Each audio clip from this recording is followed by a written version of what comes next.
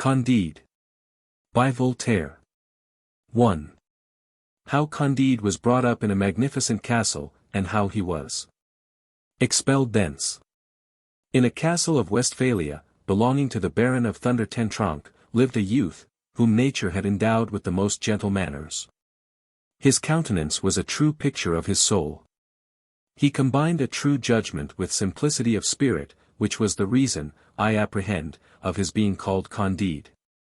The old servants of the family suspected him to have been the son of the Baron's sister, by a good, honest gentleman of the neighborhood, whom that young lady would never marry because he had been able to prove only 71 quarterings. The rest of his genealogical tree having been lost through the injuries of time. The Baron was one of the most powerful lords in Westphalia, for his castle had not only a gate, but windows. His great hall, even, was hung with tapestry. All the dogs of his farmyards formed a pack of hounds at need, his grooms were his huntsmen. And the curate of the village was his grand almoner. They called him my lord, and laughed at all his stories. The Baron's lady weighed about 350 pounds, and was therefore a person of great consideration, and she did the honors of the house with a dignity that commanded still greater respect. Her daughter Cunegond was 17 years of age, fresh-colored, comely, plump, and desirable. The Baron's son seemed to be in every respect worthy of his father. The preceptor Pangloss was the oracle of the family, and little Candide heard his lessons with all the good faith of his age and character. Pangloss was professor of metaphysico-theological cosmologology. He proved admirably that there is no effect without a cause, and that, in this best of all possible worlds, the Baron's castle was the most magnificent of castles, and his lady the best of all possible baronesses. It is demonstrable, said he, that things cannot be otherwise than as they are, for all being created for an end, all is necessarily for the best end. Observe, that the nose has been formed to bear spectacles, thus we have spectacles.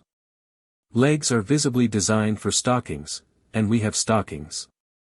Stones were made to be hewn, and to construct castles, therefore my lord has a magnificent castle, for the greatest baron in the province ought to be the best lodged.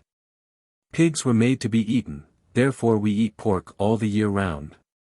Consequently they who assert that all is well have said a foolish thing, they should have said all is for the best. Candide listened attentively and believed innocently. For he thought Miss Cunegond extremely beautiful, though he never had the courage to tell her so. He concluded that after the happiness of being born of Baron of Thunder ten Tronckh, the second degree of happiness was to be Miss Cunegond, the third that of seeing her every day, and the fourth that of hearing Master Pangloss, the greatest philosopher of the whole province, and consequently of the whole world. One day Cunegond, while walking near the castle, in a little wood which they called a park, saw between the bushes, Dr. Pangloss giving a lesson in experimental natural philosophy to her mother's chambermaid, a little brown wench, very pretty and very docile. As Miss Cunegond had a great disposition for the sciences, she breathlessly observed the repeated experiments of which she was a witness, she clearly perceived the force of the doctor's reasons, the effects, and the causes. She turned back greatly flurried, quite pensive, and filled with the desire to be learned, dreaming that she might well be a sufficient reason for young Candide, and he for her. She met Candide on reaching the castle and blushed. Candide blushed also, she wished him good morrow in a faltering tone, and Candide spoke to her without knowing what he said. The next day after dinner, as they went from table, Cunegond and Candide found themselves behind a screen. Cunegond let fall her handkerchief, Candide picked it up, she took him innocently by the hand, the youth as innocently kissed the young lady's hand with particular vivacity, sensibility, and grace. Their lips met, their eyes sparkled, their knees trembled, their hands strayed. Baron Thunder ten Tronckh passed near the screen and beholding this cause and effect chased Candide from the castle with great kicks on the backside. Cunegond fainted away, she was boxed on the ears by the Baroness, as soon as she came to herself, and all was consternation in this most magnificent and most agreeable of all possible castles. 2. What became of Candide among the Bulgarians? Candide, driven from terrestrial paradise, walked a long while without knowing where, weeping, raising his eyes to heaven, turning them often towards the most magnificent of castles which imprisoned the purest of noble young ladies. He lay down to sleep without supper, in the middle of a field between two furrows. The snow fell in large flakes. Next day Candide, all benumbed, dragged himself towards the neighboring town which was called Waldberghof-Dickdorf. Having no money, dying of hunger and fatigue, he stopped sorrowfully at the door of an inn. Two men dressed in blue observed him. "Comrade," said one, "here is a well-built young fellow, and of proper height." They went up to Candide and very civilly invited him to dinner. "Gentlemen," replied Candide, with a most engaging modesty, "you do me great honor, but I have not wherewithal to pay my share." "Oh, sir," said one of the blues to him, "people of your appearance and of your merit never pay anything. Are you not 5 feet 5 inches high?" "Yes, sir, that is my height," answered he, making a low bow. "Come, sir, seat yourself. Not only will we pay your reckoning, but we will never suffer such a man as you to want money. Men are only born to assist one another." "You are right," said Candide, "this is what I was always taught by Mr. Pangloss, and I see plainly that all is for the best." They begged of him to accept a few crowns. He took them, and wished to give them his note. They refused. They seated themselves at table. "Love you not deeply?" "Oh yes," answered he. "I deeply love Miss Cunegonde." "No," said one of the gentlemen, "we ask you if you do not deeply love the king of the Bulgarians." "Not at all," said he, "for I have never seen him." "What? He is the best of kings, and we must drink his health." "Oh. Very willingly, gentlemen," and he drank. "That is enough," they tell him. "Now you are the help, the support, the defender, the hero of the Bulgarians. Your fortune is made, and your glory is assured." Instantly they fettered him, and carried him away to the regiment. There he was made to wheel about to the right, and to the left, to draw his rammer, to return his rammer, to present, to fire, to march, and they gave him 30 blows with a cudgel. The next day he did his exercise a little less badly, and he received but 20 blows. The day following they gave him only 10, and he was regarded by his comrades as a prodigy. Candide, all stupefied, could not yet very well realize how he was a hero. He resolved one fine day in spring to go for a walk, marching straight before him, believing that it was a privilege of the human as well as of the animal species to make use of their legs as they pleased. He had advanced 2 leagues when he was overtaken by 4 others, heroes of 6 feet, who bound him and carried him to a dungeon. He was asked which he would like the best, to be whipped 36 times through all the regiment, or to receive at once 12 balls of lead in his brain. He vainly said that human will is free, and that he chose neither the one nor the other. He was forced to make a choice. He determined, in virtue of that gift of God called liberty, to run the gauntlet 36 times. He bore this twice. The regiment was composed of 2,000 men. That composed for him 4,000 strokes, which laid bare all his muscles and nerves, from the nape of his neck quite down to his rump. As they were going to proceed to a 3rd whipping, Candide, able to bear no more, begged as a favor that they would be so good as to shoot him. He obtained this favor, they bandaged his eyes, and bade him kneel down. The king of the Bulgarians passed at this moment and ascertained the nature of the crime. As he had great talent, he understood from all that he learnt of Candide that he was a young metaphysician, extremely ignorant of the things of this world. And he accorded him his pardon with a clemency which will bring him praise in all the journals, and throughout all ages. An able surgeon cured Candide in 3 weeks by means of emollients taught by Dioscorides. He had already a little skin, and was able to march when the king of the Bulgarians gave battle to the king of the Ibers. 3.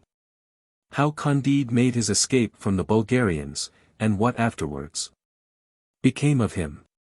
There was never anything so gallant, so spruce, so brilliant, and so well disposed as the 2 armies. Trumpets, fifes, hautboys, drums, and cannon made music such as hell itself had never heard. The cannons first of all laid flat about 6,000 men on each side. The musket swept away from this best of worlds 9 or 10,000 ruffians who infested its surface. The bayonet was also a sufficient reason for the death of several thousands. The whole might amount to 30,000 souls. Candide, who trembled like a philosopher, hid himself as well as he could during this heroic butchery.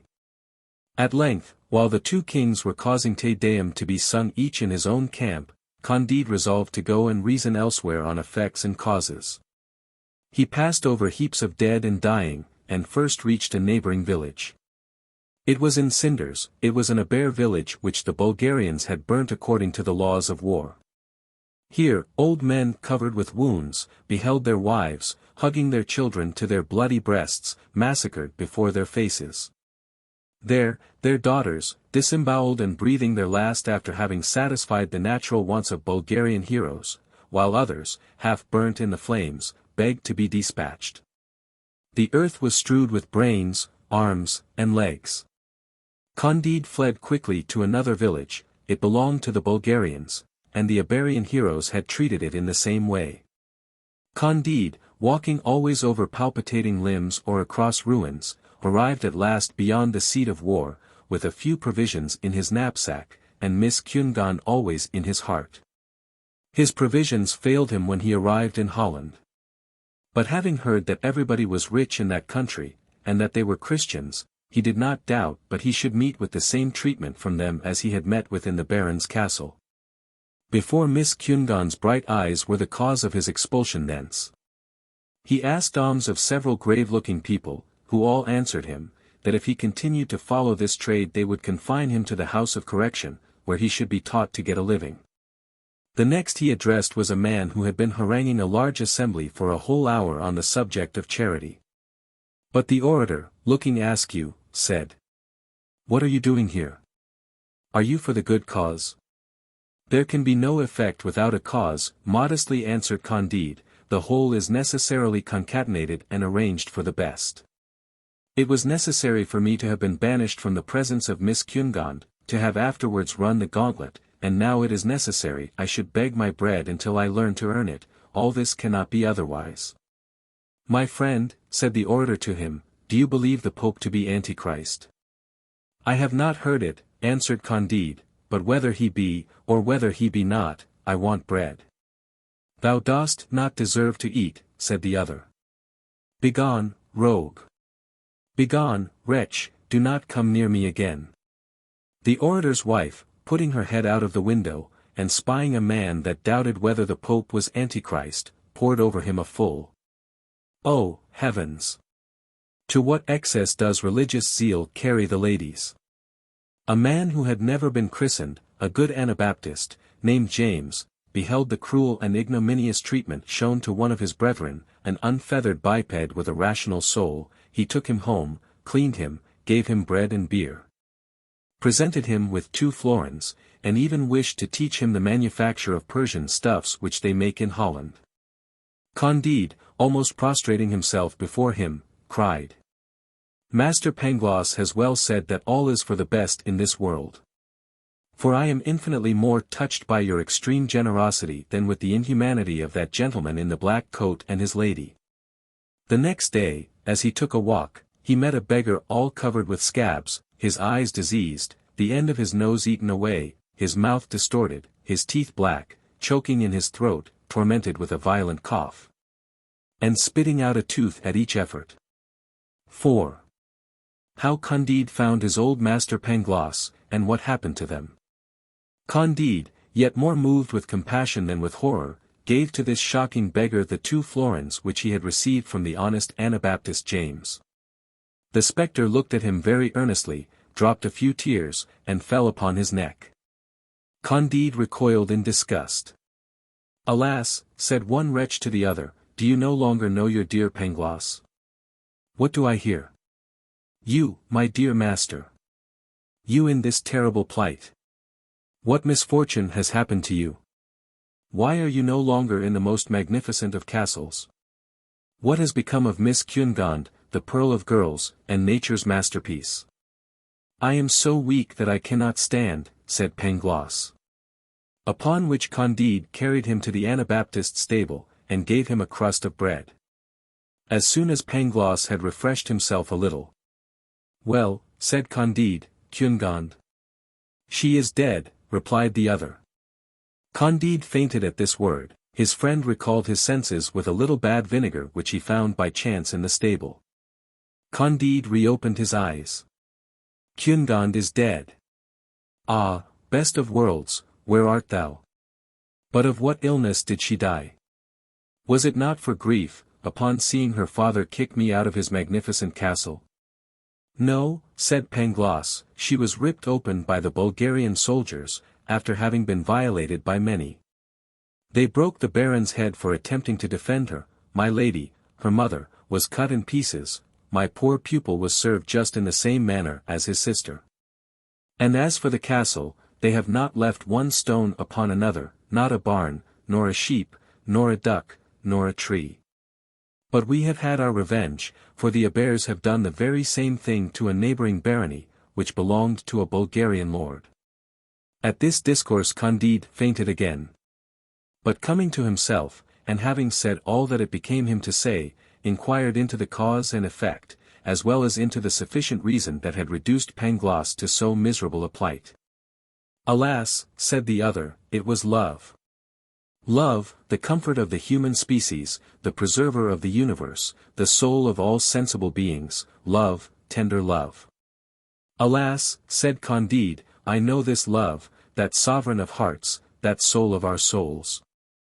Yet it never cost me more than a kiss and 20 kicks on the backside. How could this beautiful cause produce in you an effect so abominable?" Pangloss made answer in these terms: "Oh, my dear Candide, you remember Paquette, that pretty wench who waited on our noble Baroness.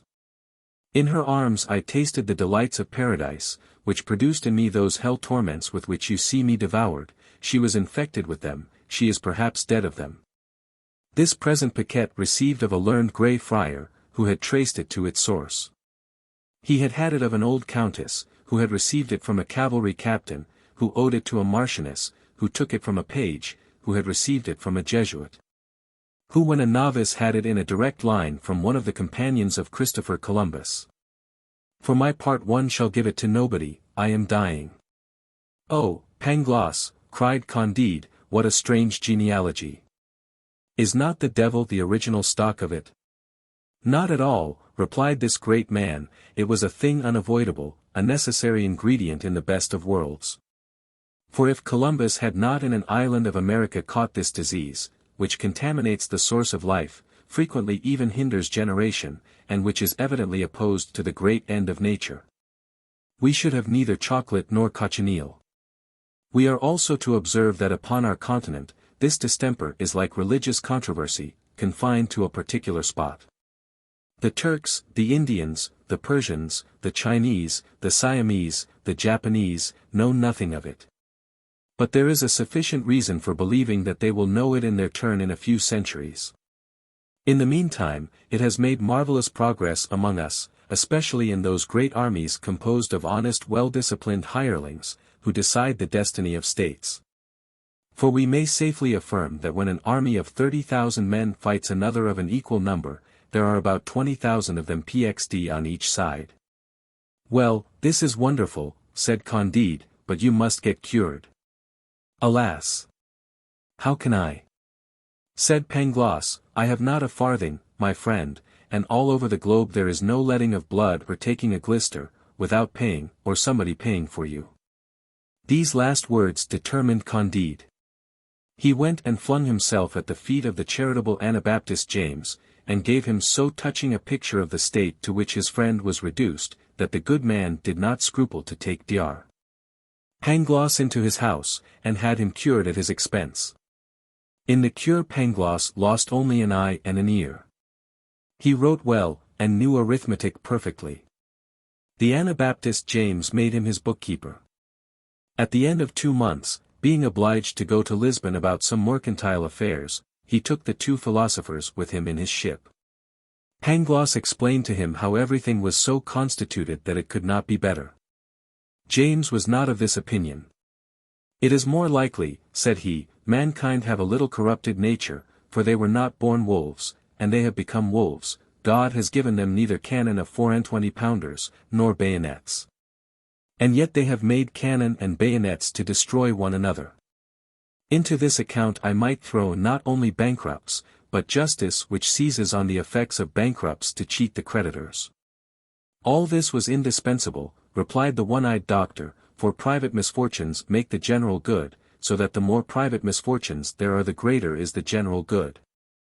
While he reasoned, the sky darkened, the winds blew from the four quarters, and the ship was assailed by a most terrible tempest within sight of the port of Lisbon. Tempest, shipwreck, earthquake, and what became of Dr. Pangloss? Candide, and James the Anabaptist. Half dead of that inconceivable anguish which the rolling of a ship produces, one half of the passengers were not even sensible of the danger. The other half shrieked and prayed. The sheets were rent, the masts broken, the vessel gaped. Work who would, no one heard, no one commanded. The Anabaptist being upon deck bore a hand. When a brutish sailor struck him roughly and laid him sprawling, but with the violence of the blow he himself tumbled head foremost overboard, and stuck upon a piece of the broken mast.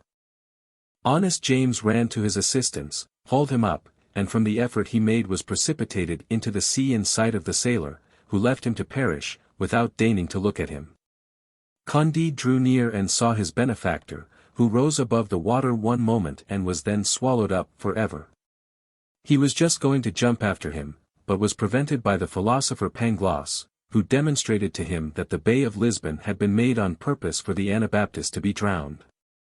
While he was proving this a priori, the ship foundered. All perished except Pangloss, Candide, and that brutal sailor who had drowned the good Anabaptist. The villain swam safely to the shore, while Pangloss and Candide were borne thither upon a plank. As soon as they recovered themselves a little they walked toward Lisbon.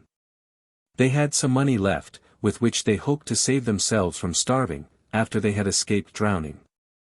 Scarcely had they reached the city, lamenting the death of their benefactor, when they felt the earth tremble under their feet. The sea swelled and foamed in the harbor, and beat to pieces the vessels riding at anchor. Whirlwinds of fire and ashes covered the streets and public places, houses fell, roofs were flung upon the pavements, and the pavements were scattered. 30,000 inhabitants of all ages and sexes were crushed under the ruins. The sailor, whistling and swearing, said there was booty to be gained here. What can be the sufficient reason of this phenomenon? Said Pangloss. This is the last day, cried Candide. The sailor ran among the ruins, facing death to find money. Finding it, he took it, got drunk, and having slept himself sober, purchased the favours of the first good-natured wench whom he met on the ruins of the destroyed houses, and in the midst of the dying and the dead. Pangloss pulled him by the sleeve. My friend, said he, this is not right. You sin against the universal reason, you choose your time badly. S'blood and fury, answered the other, I am a sailor and born at Batavia. For times have I trampled upon the crucifix in 4 voyages to Japan, a fig for thy universal reason. Some falling stones had wounded Candide. He lay stretched in the street covered with rubbish. Alas! Said he to Pangloss, get me a little wine and oil, I am dying. This concussion of the earth is no new thing, answered Pangloss. The city of Lima, in America, experienced the same convulsions last year, the same cause, the same effects. There is certainly a train of sulphur underground from Lima to Lisbon. Nothing more probable, said Candide, but for the love of God a little oil and wine. How, probable, replied the philosopher. I maintain that the point is capable of being demonstrated. Candide fainted away, and Pangloss fetched him some water from a neighboring fountain. The following day they rummaged among the ruins and found provisions, with which they repaired their exhausted strength. After this they joined with others in relieving those inhabitants who had escaped death. Some, whom they had succored, gave them as good a dinner as they could in such disastrous circumstances. True, the repast was mournful, and the company moistened their bread with tears. But Pangloss consoled them, assuring them that things could not be otherwise. For, said he, all that is for the best. If there is a volcano at Lisbon, it cannot be elsewhere. It is impossible that things should be other than they are. For everything is right. A little man dressed in black, familiar of the Inquisition, who sat by him, politely took up his word and said, "Apparently, then, sir, you do not believe in original sin. For if all is for the best, there has then been neither fall nor punishment." "I humbly ask your excellency's pardon," answered Pangloss, still more politely, "for the fall and curse of man necessarily entered into the system of the best of worlds." "Sir," said the familiar, "you do not then believe in liberty?" "Your excellency will excuse me," said Pangloss, "liberty is consistent with absolute necessity, for it was necessary we should be free. For, in short, the determinate will." Pangloss was in the middle of his sentence, when the familiar beckoned to his footman, who gave him a glass of wine from Porto or Oporto. 6. How the Portuguese made a beautiful autodafe to prevent any further earthquakes, and how Candide was publicly whipped. After the earthquake had destroyed 3/4 of Lisbon, the sages of that country could think of no means more effectual to prevent utter ruin than to give the people a beautiful autodafe. For it had been decided by the University of Coimbra, that the burning of a few people alive by a slow fire, and with great ceremony, is an infallible secret to hinder the earth from quaking. In consequence hereof, they had seized on a Biscayner, convicted of having married his godmother, and on 2 Portuguese, for rejecting the bacon which larded a chicken they were eating. After dinner, they came and secured Dr. Pangloss, and his disciple Candide, the one for speaking his mind, the other for having listened with an air of approbation. They were conducted to separate apartments, extremely cold, as they were never incommoded by the sun. 8 days after they were dressed in sanbenitos and their heads ornamented with paper mitres. The mitre and sanbenito belonging to Candide were painted with reversed flames and with devils that had neither tails nor claws. But Pangloss's devils had claws and tails, and the flames were upright. They marched in procession thus habited and heard a very pathetic sermon, followed by fine church music. Candide was whipped in cadence while they were singing. The Biscayner, and the 2 men who had refused to eat bacon, were burnt, and Pangloss was hanged, though that was not the custom. The same day the earth sustained a most violent concussion. Candide, terrified, amazed, desperate, all bloody, all palpitating, said to himself, "If this is the best of possible worlds, what then are the others? Well, if I had been only whipped I could put up with it, for I experienced that among the Bulgarians, but oh, my dear Pangloss, thou greatest of philosophers, that I should have seen you hanged, without knowing for what. Oh, my dear Anabaptist, thou best of men, that thou shouldst have been drowned in the very harbour. Oh, Miss Cunegond, thou pearl of girls, that thou shouldst have had thy belly ripped open." Thus he was musing, scarce able to stand, preached at, whipped, absolved, and blessed, when an old woman accosted him saying, "My son, take courage and follow me." 7. How the old woman took care of Candide, and how he found the object he loved. Candide did not take courage, but followed the old woman to a decayed house, where she gave him a pot of pomatum to anoint his sores, showed him a very neat little bed, with a suit of clothes hanging up, and left him something to eat and drink. "Eat, drink, sleep," said she, "and may Our Lady of Atocha, the great Saint Anthony of Padua, and the great Saint James of Compostela, receive you under their protection. I shall be back tomorrow." Candide, amazed at all he had suffered and still more with the charity of the old woman, wished to kiss her hand. "It is not my hand you must kiss," said the old woman, "I shall be back tomorrow. Anoint yourself with the pomatum, eat and sleep." Candide, notwithstanding so many disasters, ate and slept. The next morning the old woman brought him his breakfast, looked at his back, and rubbed it herself with another ointment. In like manner she brought him his dinner. And at night she returned with his supper.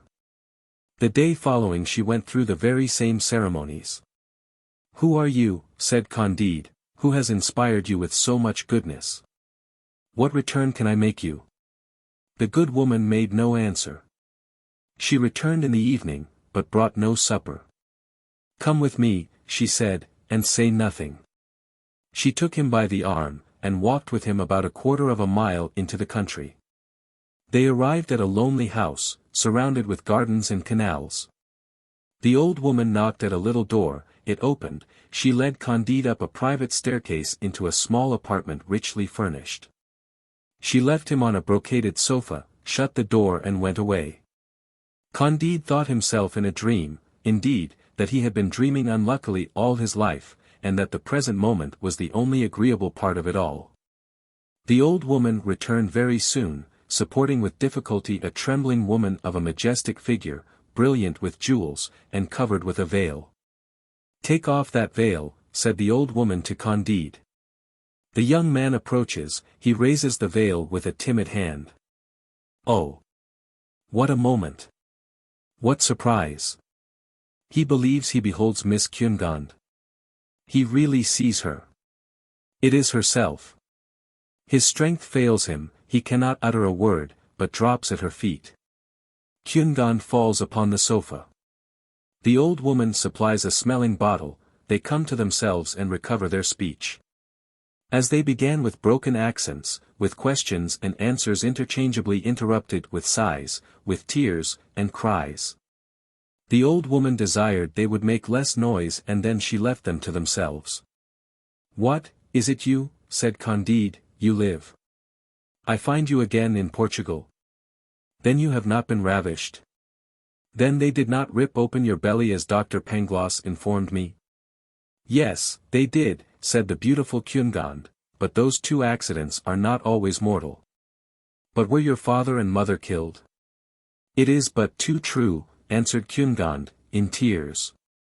"And your brother?" "My brother also was killed." "And why are you in Portugal? And how did you know of my being here? And by what strange adventure did you contrive to bring me to this house?"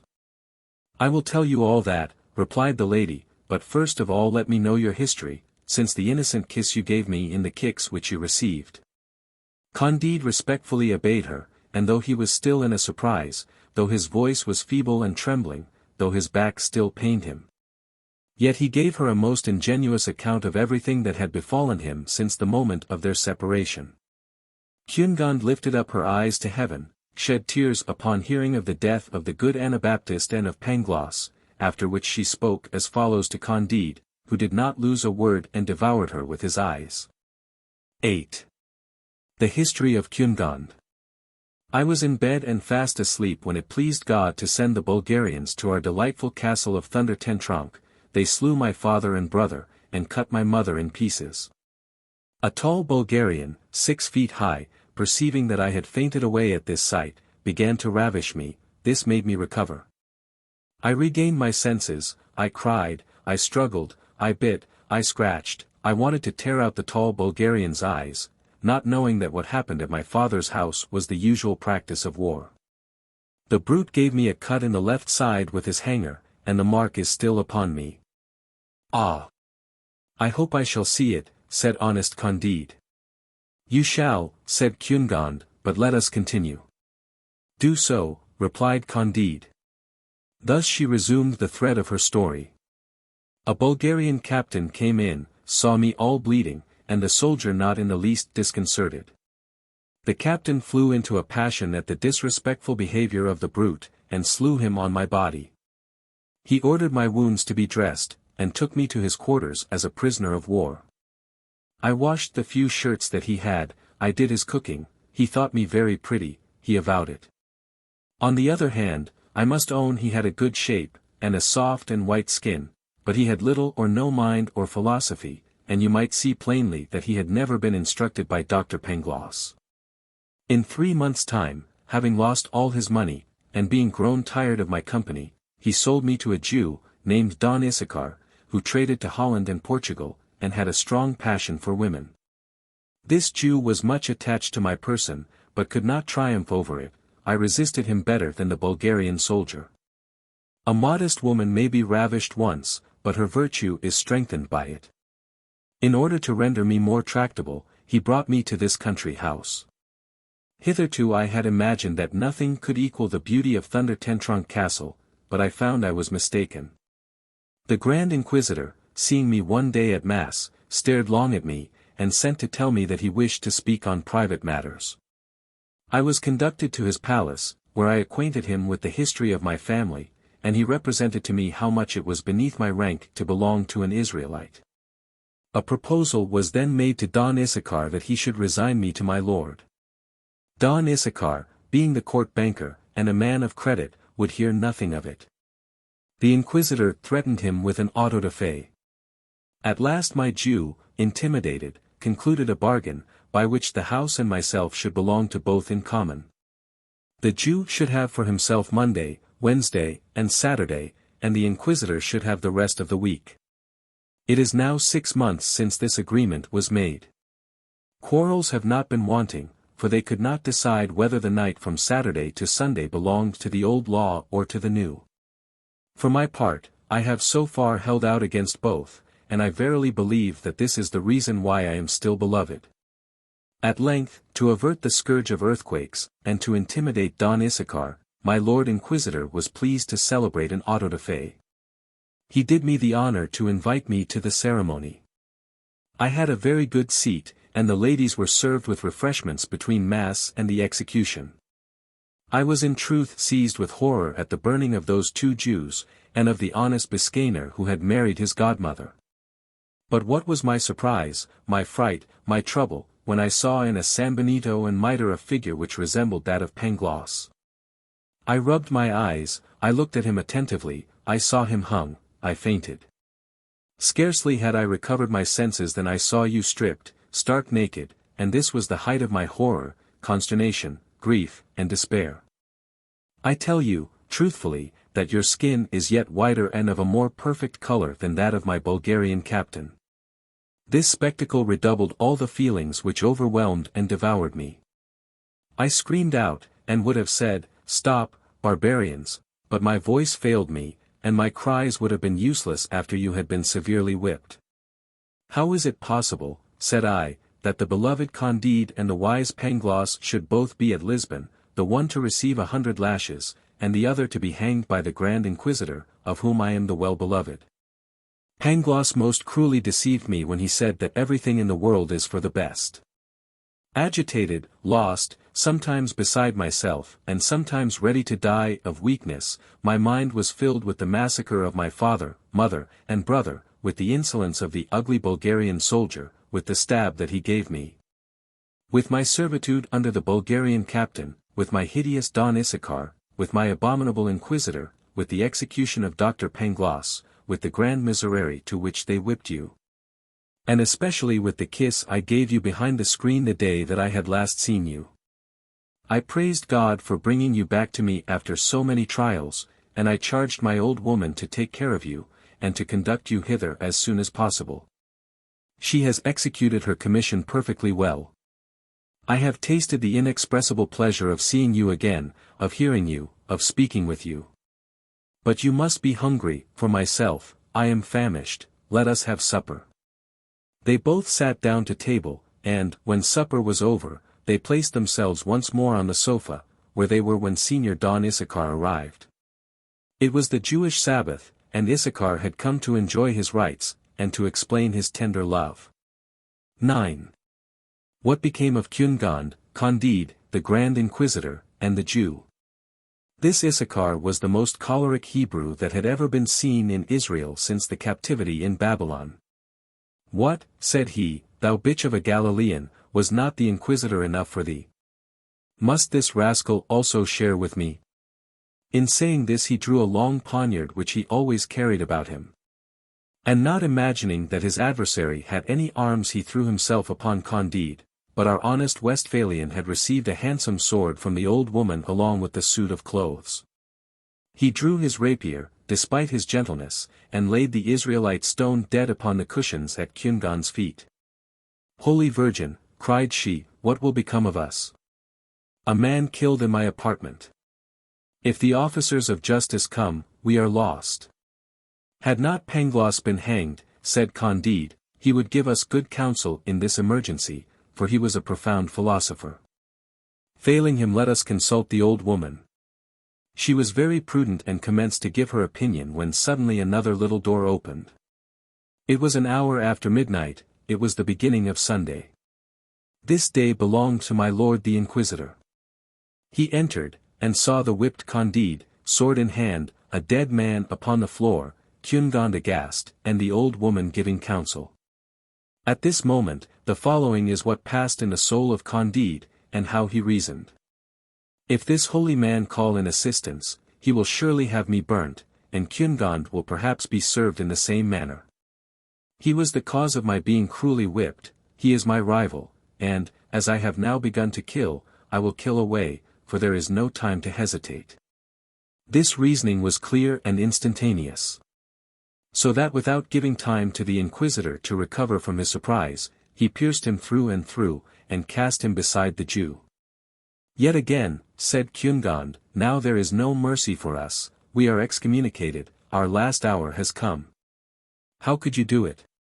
You, naturally so gentle, to slay a Jew and a prelate in 2 minutes. My beautiful young lady, responded Candide, when one is a lover, jealous and whipped by the Inquisition, one stops at nothing. The old woman then put in her word, saying, there are 3 Andalusian horses in the stable with bridles and saddles, let the brave Candide get them ready, madam has money, jewels. Let us therefore mount quickly on horseback, though I can sit only on one buttock, let us set out for Cadiz, it is the finest weather in the world, and there is great pleasure in travelling in the cool of the night. Immediately Candide saddled the 3 horses, and Cunegonde, the old woman and he, travelled 30 miles at a stretch. While they were journeying, the Holy Brotherhood entered the house. My lord the Inquisitor was interred in a handsome church, and Issachar's body was thrown upon a dunghill. Candide, Cunegonde, and the old woman, had now reached the little town of Avicena in the midst of the mountains of the Sierra Morena, and were speaking as follows in a public inn. X. In what distress Candide, Cunegonde, and the old woman arrived at Cadiz. End of their embarkation. Who was it that robbed me of my money and jewels, said Cunegonde, all bathed in tears. How shall we live? What shall we do? Where find inquisitors or Jews who will give me more? Alas, said the old woman, I have a shrewd suspicion of a reverend Grey Friar, who stayed last night in the same inn with us at Badajoz. God preserve me from judging rashly, but he came into our room twice, and he set out upon his journey long before us. Alas! Said Candide, dear Pangloss has often demonstrated to me that the goods of this world are common to all men, and that each has an equal right to them. But according to these principles the Grey Friar ought to have left us enough to carry us through our journey. Have you nothing at all left, my dear Cunegonde? Not a farthing, said she. What then must we do, said Candide. Sell one of the horses, replied the old woman. I will ride behind Miss Cunegonde, though I can hold myself only on one buttock, and we shall reach Cadiz. In the same inn there was a Benedictine prior who bought the horse for a cheap price. Candide, Cunegonde, and the old woman, having passed through Lucina, Chilas, and Lebrixa, arrived at length at Cadiz. A fleet was there getting ready, and troops assembling to bring to reason the reverend Jesuit fathers of Paraguay, accused of having made one of the native tribes in the neighborhood of San Sacrament revolt against the kings of Spain and Portugal. Candide, having been in the Bulgarian service, performed the military exercise before the general of this little army with so graceful an address, with so intrepid an air, and with such agility and expedition, that he was given the command of a company of foot. Now, he was a captain. He set sail with Miss Cunegonde, the old woman, 2 valets, and the 2 Andalusian horses, which had belonged to the Grand Inquisitor of Portugal. During their voyage they reasoned a good deal on the philosophy of poor Pangloss. We are going into another world, said Candide, and surely it must be there that all is for the best. For I must confess there is reason to complain a little of what passeth in our world in regard to both natural and moral philosophy. I love you with all my heart, said Cunegonde. But my soul is still full of fright at that which I have seen and experienced. All will be well, replied Candide, the sea of this new world is already better than our European sea, it is calmer, the winds more regular. It is certainly the new world which is the best of all possible worlds. God grant it, said Kungand, but I have been so horribly unhappy there that my heart is almost closed to hope. You complain, said the old woman, alas! You have not known such misfortunes as mine. Kungand almost broke out laughing, finding the good woman very amusing, for pretending to have been as unfortunate as she. Alas! Said Kungand, my good mother, unless you have been ravished by 2 Bulgarians, have received 2 deep wounds in your belly, have had 2 castles demolished, have had 2 mothers cut to pieces before your eyes, and 2 of your lovers whipped at an auto-da-fe, I do not conceive how you could be more unfortunate than I. Add that I was born a baroness of 72 quarterings, and have been a cook. Miss, replied the old woman, you do not know my birth, and were I to show you my backside, you would not talk in that manner, but would suspend your judgment. This speech having raised extreme curiosity in the minds of Kungand and Candide, the old woman spoke to them as follows. 11. History of the Old Woman. I had not always bleared eyes and red eyelids, neither did my nose always touch my chin. Nor was I always a servant. I am the daughter of Pope Urban X, and of the Princess of Palestrina. Until the age of 14 I was brought up in a palace, to which all the castles of your German barons would scarcely have served for stables. And one of my robes was worth more than all the magnificence of Westphalia. As I grew up I improved in beauty, wit, and every graceful accomplishment, in the midst of pleasures, hopes, and respectful homage. Already I inspired love. My throat was formed, and such a throat! White, firm, and shaped like that of the Venus of Medici, and what eyes! What eyelids! What black eyebrows!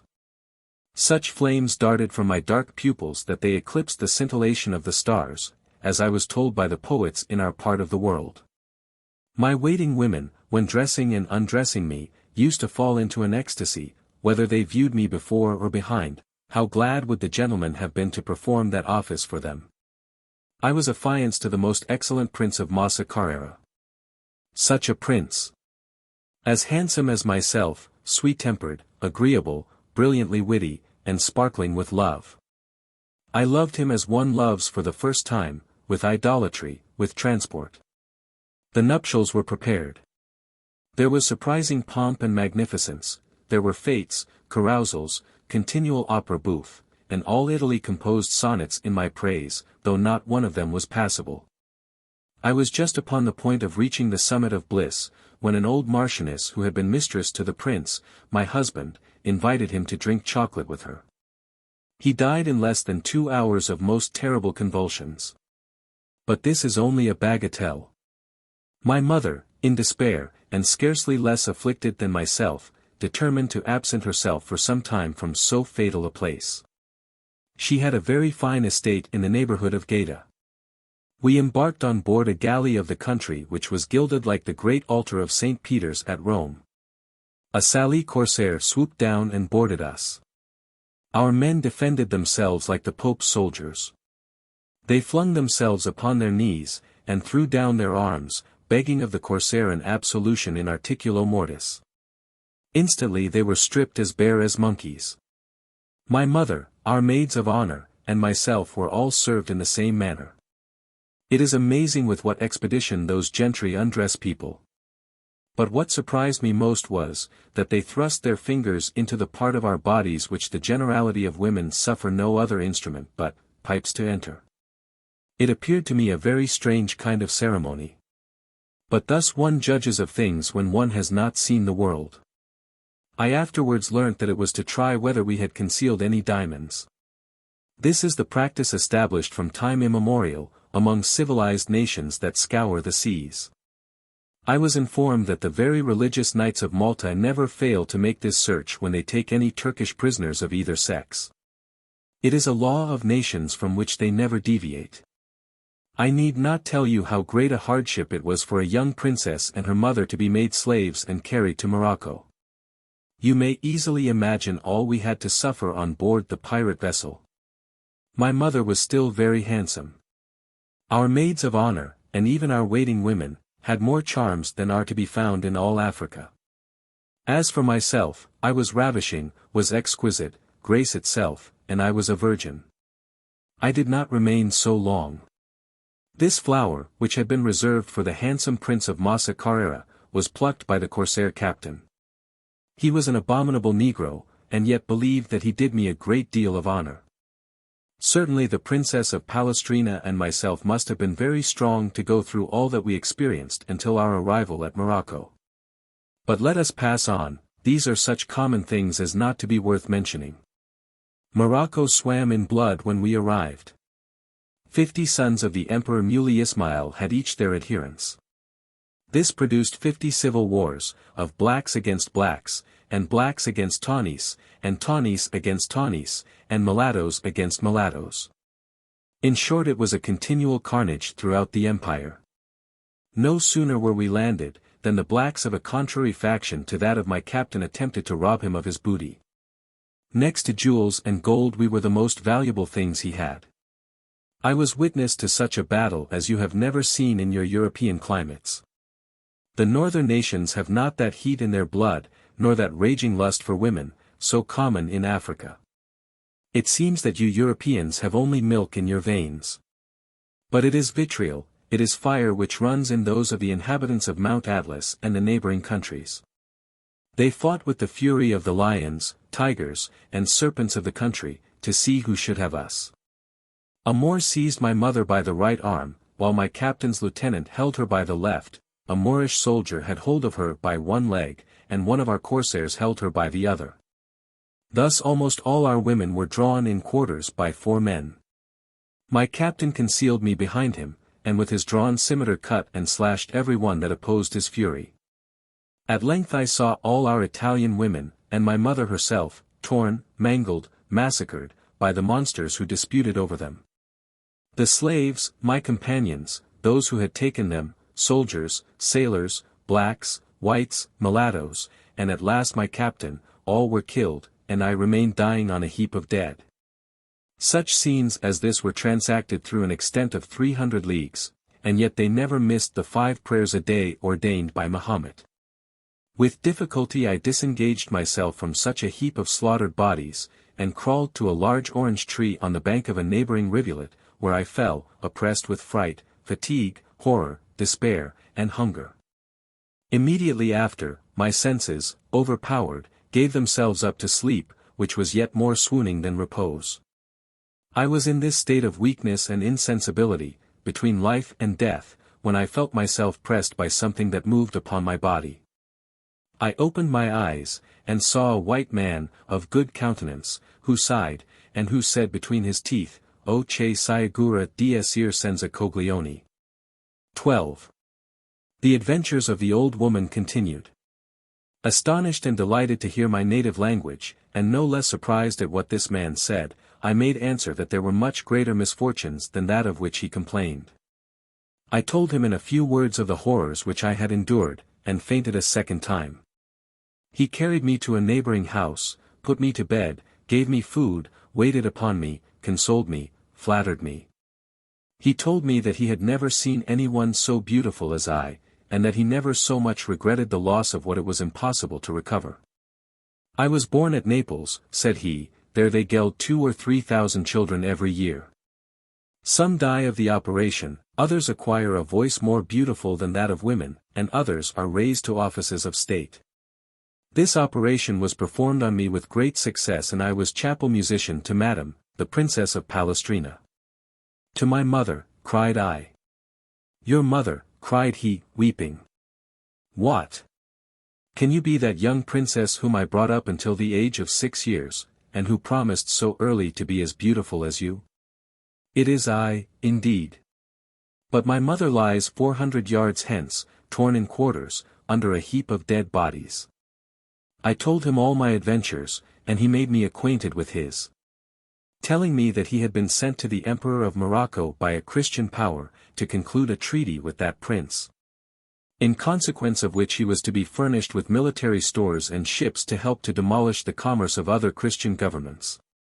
My mission is done, said this honest eunuch, I go to embark for Ceuta, and will take you to Italy. Ma che sciagura di essere senza coglioni. I thanked him with tears of commiseration. And instead of taking me to Italy he conducted me to Algiers, where he sold me to the Dey. Scarcely was I sold, than the plague which had made the tour of Africa, Asia, and Europe, broke out with great malignancy in Algiers. You have seen earthquakes, but pray, miss, have you ever had the plague? Never, answered Cunegond. If you had, said the old woman, you would acknowledge that it is far more terrible than an earthquake. It is common in Africa, and I caught it. Imagine to yourself the distressed situation of the daughter of a pope, only 15 years old, who, in less than 3 months, had felt the miseries of poverty and slavery, had been ravished almost every day, had beheld her mother drawn in quarters, had experienced famine and war, and was dying of the plague in Algiers. I did not die, however, but my eunuch, and the Dey, and almost the whole seraglio of Algiers perished. As soon as the first fury of this terrible pestilence was over, a sale was made of the Dey's slaves. I was purchased by a merchant, and carried to Tunis. This man sold me to another merchant, who sold me again to another at Tripoli. From Tripoli I was sold to Alexandria, from Alexandria to Smyrna, and from Smyrna to Constantinople. At length I became the property of an Aga of the Janissaries, who was soon ordered away to the defense of Azov, then besieged by the Russians. The Aga, who was a very gallant man, took his whole seraglio with him, and lodged us in a small fort on the Paulus Meotides, guarded by 2 black eunuchs and 20 soldiers. The Turks killed prodigious numbers of the Russians, but the latter had their revenge.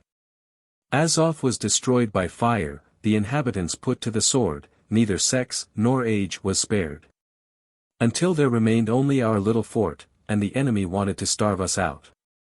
The 20 Janissaries had sworn they would never surrender.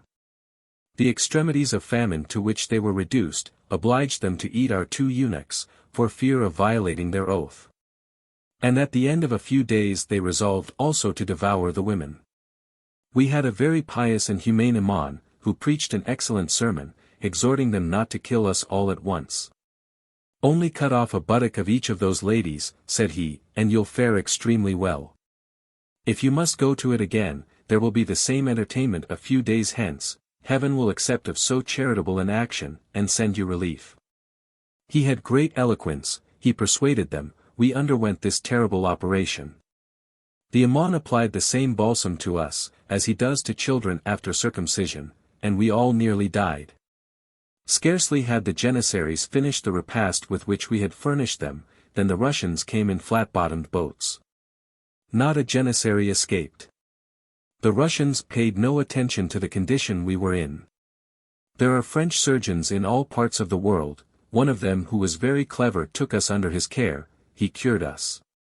And as long as I live I shall remember that as soon as my wounds were healed he made proposals to me.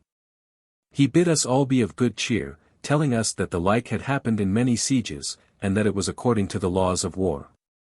As soon as my companions could walk, they were obliged to set out for Moscow.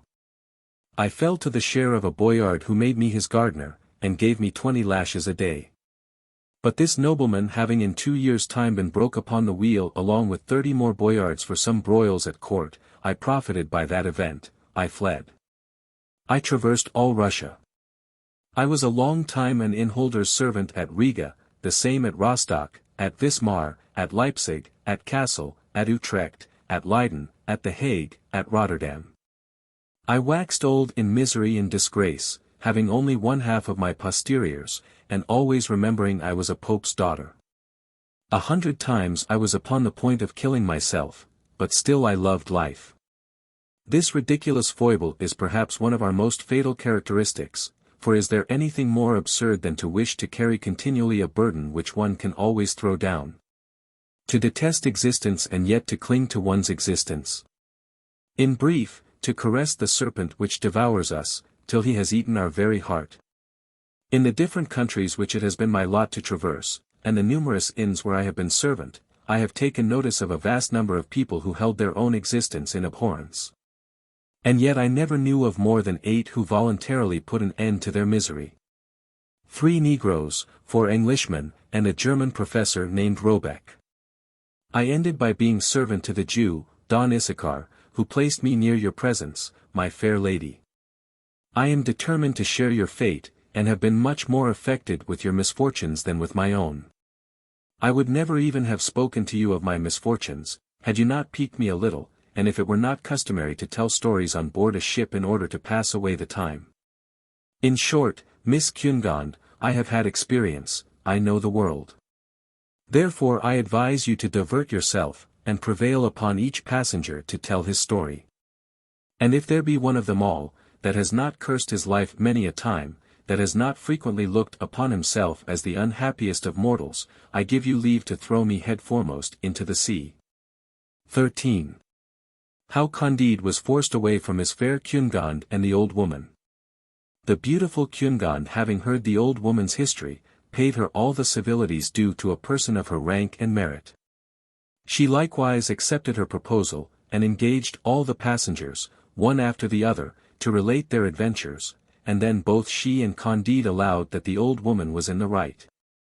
It is a great pity, said Candide, that the sage Pangloss was hanged contrary to custom at an auto da fe. He would tell us most amazing things in regard to the physical and moral evils that overspread earth and sea, and I should be able, with due respect, to make a few objections. While each passenger was recounting his story, the ship made her way. They landed at Buenos Aires. Cunegonde, Captain Candide, and the old woman, waited on the governor, Don Fernando de Ibarra, y Figueroa, y Mascarenes, y Lampurdos, y Souza. This nobleman had a stateliness becoming a person who bore so many names. He spoke to men with so noble a disdain, carried his nose so loftily, raised his voice so unmercifully, assumed so imperious an air, and stalked with such intolerable pride, that those who saluted him were strongly inclined to give him a good drubbing. Cunegonde appeared to him the most beautiful he had ever met. The first thing he did was to ask whether she was not the captain's wife. The manner in which he asked the question alarmed Candide. He durst not say she was his wife, because indeed she was not, neither durst he say she was his sister, because it was not so. And although this obliging lie had been formerly much in favor among the ancients, and although it could be useful to the moderns, his soul was too pure to betray the truth. Miss Cunegonde, said he, is to do me the honor to marry me, and we beseech your excellency to deign to sanction our marriage. Don Fernando de Ibarra, y Figueroa, y Mascarenes, y Lampurdos, y Souza, turning up his mustachios, smiled mockingly, and ordered Captain Candide to go and review his company. Candide obeyed, and the governor remained alone with Miss Cunegonde. He declared his passion, protesting he would marry her the next day in the face of the church or otherwise, just as should be agreeable to herself. Cunegonde asked a quarter of an hour to consider of it, to consult the old woman, and to take her resolution. The old woman spoke thus to Cunegonde. Miss, you have 72 quarterings, and not a farthing. It is now in your power to be wife to the greatest lord in South America, who has very beautiful mustachios. Is it for you to pique yourself upon inviolable fidelity? You have been ravished by Bulgarians. A Jew and an inquisitor have enjoyed your favors. Misfortune gives sufficient excuse. I own, that if I were in your place, I should have no scruple in marrying the governor and in making the fortune of Captain Candide. While the old woman spoke with all the prudence which age and experience gave, a small ship entered the port on board of which were an alcalde and his alguazils, and this was what had happened. As the old woman had shrewdly guessed, it was a grey friar who stole Cunegonde's money and jewels in the town of Badajoz, when she and Candide were escaping. The friar wanted to sell some of the diamonds to a jeweler. The jeweler knew them to be the Grand Inquisitors. The friar before he was hanged confessed he had stolen them. He described the persons, and the route they had taken. The flight of Cunegonde and Candide was already known. They were traced to Cadiz. A vessel was immediately sent in pursuit of them. The vessel was already in the port of Buenos Aires. The report spread that the alcalde was going to land, and that he was in pursuit of the murderers of my lord the Grand Inquisitor. The prudent old woman saw at once what was to be done. You cannot run away, said she to Cunegond, and you have nothing to fear, for it was not you that killed my lord, besides the governor who loves you will not suffer you to be ill-treated, therefore stay. She then ran immediately to Candide. Fly, said she, or in an hour you will be burnt. There was not a moment to lose, but how could he part from Cunegond, and where could he flee for shelter? 14. How Candide and Cacambo were received by the Jesuits of Paraguay. Candide had brought such a valet with him from Cadiz, as one often meets with on the coasts of Spain and in the American colonies. He was a quarter Spaniard, born of a mongrel in Tucumán. He had been singing boy, sacristan, sailor, monk, peddler, soldier, and lackey. His name was Cacambo, and he loved his master, because his master was a very good man. He quickly saddled the 2 Andalusian horses. Come, master, let us follow the old woman's advice, let us start, and run without looking behind us. Candide shed tears. Oh! My dear Cunegond! Must I leave you just at a time when the governor was going to sanction our nuptials? Cunegond, brought to such a distance, what will become of you? She will do as well as she can, said Cacambo, the women are never at a loss, God provides for them, let us run. Whither art thou carrying me? Where shall we go? What shall we do without Cunegond? Said Candide. By St. James of Compostela, said Cacambo, you are going to fight against the Jesuits, let us go to fight for them. I know the road well, I'll conduct you to their kingdom, where they will be charmed to have a captain that understands the Bulgarian exercise. You'll make a prodigious fortune, if we cannot find our account in one world we shall in another. It is a great pleasure to see and do new things. You have before been in Paraguay, then, said Candide. Aye, sure, answered Cacambo, I was servant in the College of the Assumption, and am acquainted with the government of the good fathers as well as I am with the streets of Cadiz. It is an admirable government.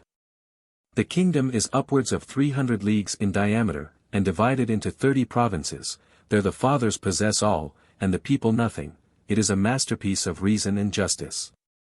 For my part one see nothing so divine as the fathers who here make war upon the kings of Spain and Portugal, and in Europe confess those kings, who here kill Spaniards, and in Madrid send them to heaven. This delights me, let us push forward. You are going to be the happiest of mortals. What pleasure will it be to those fathers to hear that a captain who knows the Bulgarian exercise has come to them. As soon as they reached the first barrier, Cacambo told the advanced guard that a captain wanted to speak with my lord the commandant. Notice was given to the main guard, and immediately a Paraguayan officer ran and laid himself at the feet of the commandant, to impart this news to him. Candide and Cacambo were disarmed, and their 2 Andalusian horses seized.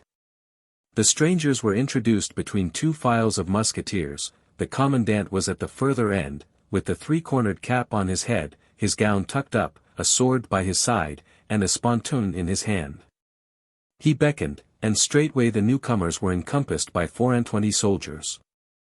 A sergeant told them they must wait, that the commandant could not speak to them, and that the Reverend Father Provincial does not suffer any Spaniard to open his mouth but in his presence, or to stay above 3 hours in the province. And where is the Reverend Father Provincial? Said Cacambo. He is upon the parade just after celebrating Mass, answered the sergeant, and you cannot kiss his spurs till 3 hours hence. However, said Cacambo, the captain is not a Spaniard, but a German, he is ready to perish with hunger as well as myself, cannot we have something for breakfast, while we wait for his reverence? The sergeant went immediately to acquaint the commandant with what he had heard. God be praised, said the reverend commandant, since he is a German, I may speak to him, take him to my arbor.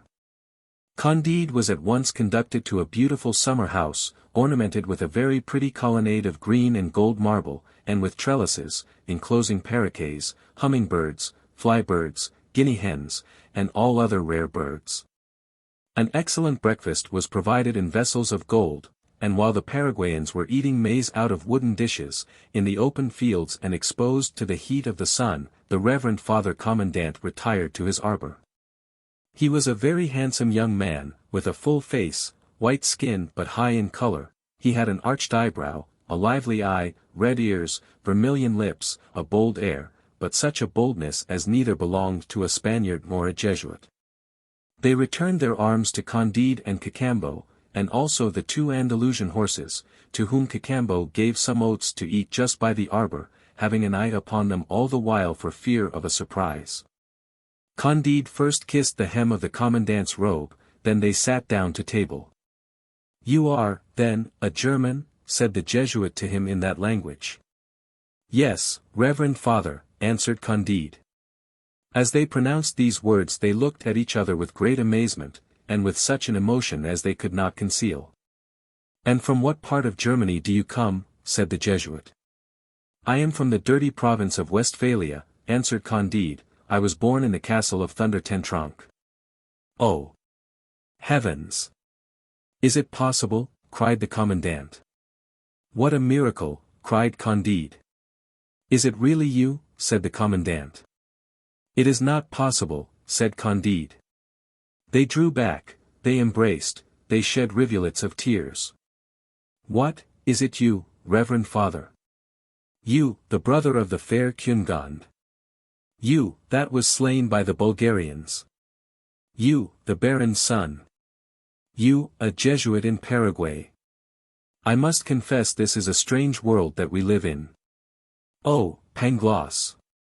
Pangloss! How glad you would be if you had not been hanged." The commandant sent away the Negro slaves and the Paraguayans, who served them with liquors in goblets of rock crystal. He thanked God and Saint Ignatius 1,000 times, he clasped Candide in his arms, and their faces were all bathed with tears. "You will be more surprised, more affected, and transported," said Candide, "when I tell you that Cunegond, your sister, whom you believe to have been ripped open, is in perfect health." "Where?" "In your neighborhood, with the governor of Buenos Aires, and I was going to fight against you." Every word which they uttered in this long conversation but added wonder to wonder. Their souls fluttered on their tongues, listened in their ears, and sparkled in their eyes. As they were Germans, they sat a good while at table, waiting for the Reverend Father Provincial, and the commandant spoke to his dear Candide as follows. 15. How Candide killed the brother of his dear Cunegond. I shall have ever present to my memory the dreadful day, on which I saw my father and mother killed, and my sister ravished. When the Bulgarians retired, my dear sister could not be found. But my mother, my father, and myself, with 2 maidservants and 3 little boys, all of whom had been slain, were put in a hearse, to be conveyed for interment to a chapel belonging to the Jesuits, within 2 leagues of our family seat. A Jesuit sprinkled us with some holy water, it was horribly salt, a few drops of it fell into my eyes, the father perceived that my eyelids stirred a little, he put his hand upon my heart and felt it beat. I received assistance, and at the end of 3 weeks I recovered. You know, my dear Candide, I was very pretty, but I grew much prettier, and the Reverend Father Didri, superior of that house, conceived the tenderest friendship for me. He gave me the habit of the order, some years after I was sent to Rome. The Father General needed new levies of young German Jesuits. The sovereigns of Paraguay admit as few Spanish Jesuits as possible. They prefer those of other nations as being more subordinate to their commands. I was judged fit by the Reverend Father General to go and work in this vineyard. We set out, a Pole, a Tyrolese, and myself. Upon my arrival I was honored with a subdeaconship and a lieutenancy. I am today colonel and priest. We shall give a warm reception to the King of Spain's troops, I will answer for it that they shall be excommunicated and well beaten. Providence sends you here to assist us. But is it, indeed, true that my dear sister Cunegond is in the neighborhood, with the governor of Buenos Aires? Candide assured him on oath that nothing was more true, and their tears began afresh. The Baron could not refrain from embracing Candide, he called him his brother, his savior. Ah! Perhaps, said he, we shall together, my dear Candide, enter the town as conquerors, and recover my sister Cunegond. That is all I want, said Candide, for I intended to marry her, and I still hope to do so. You insolent, replied the Baron, would you have the impudence to marry my sister who has 72 quarterings? I find thou hast the most consummate effrontery to dare to mention so presumptuous a design. Candide, petrified at this speech, made answer. Reverend Father, all the quarterings in the world signify nothing. I rescued your sister from the arms of a Jew and of an inquisitor, she has great obligations to me, she wishes to marry me, Master Pangloss always told me that all men are equal, and certainly I will marry her. We shall see that, thou scoundrel, said the Jesuit Baron de Thunder Tentronque, and that instant struck him across the face with the flat of his sword. Candide in an instant drew his rapier, and plunged it up to the hilt in the Jesuit's belly. But in pulling it out reeking hot, he burst into tears.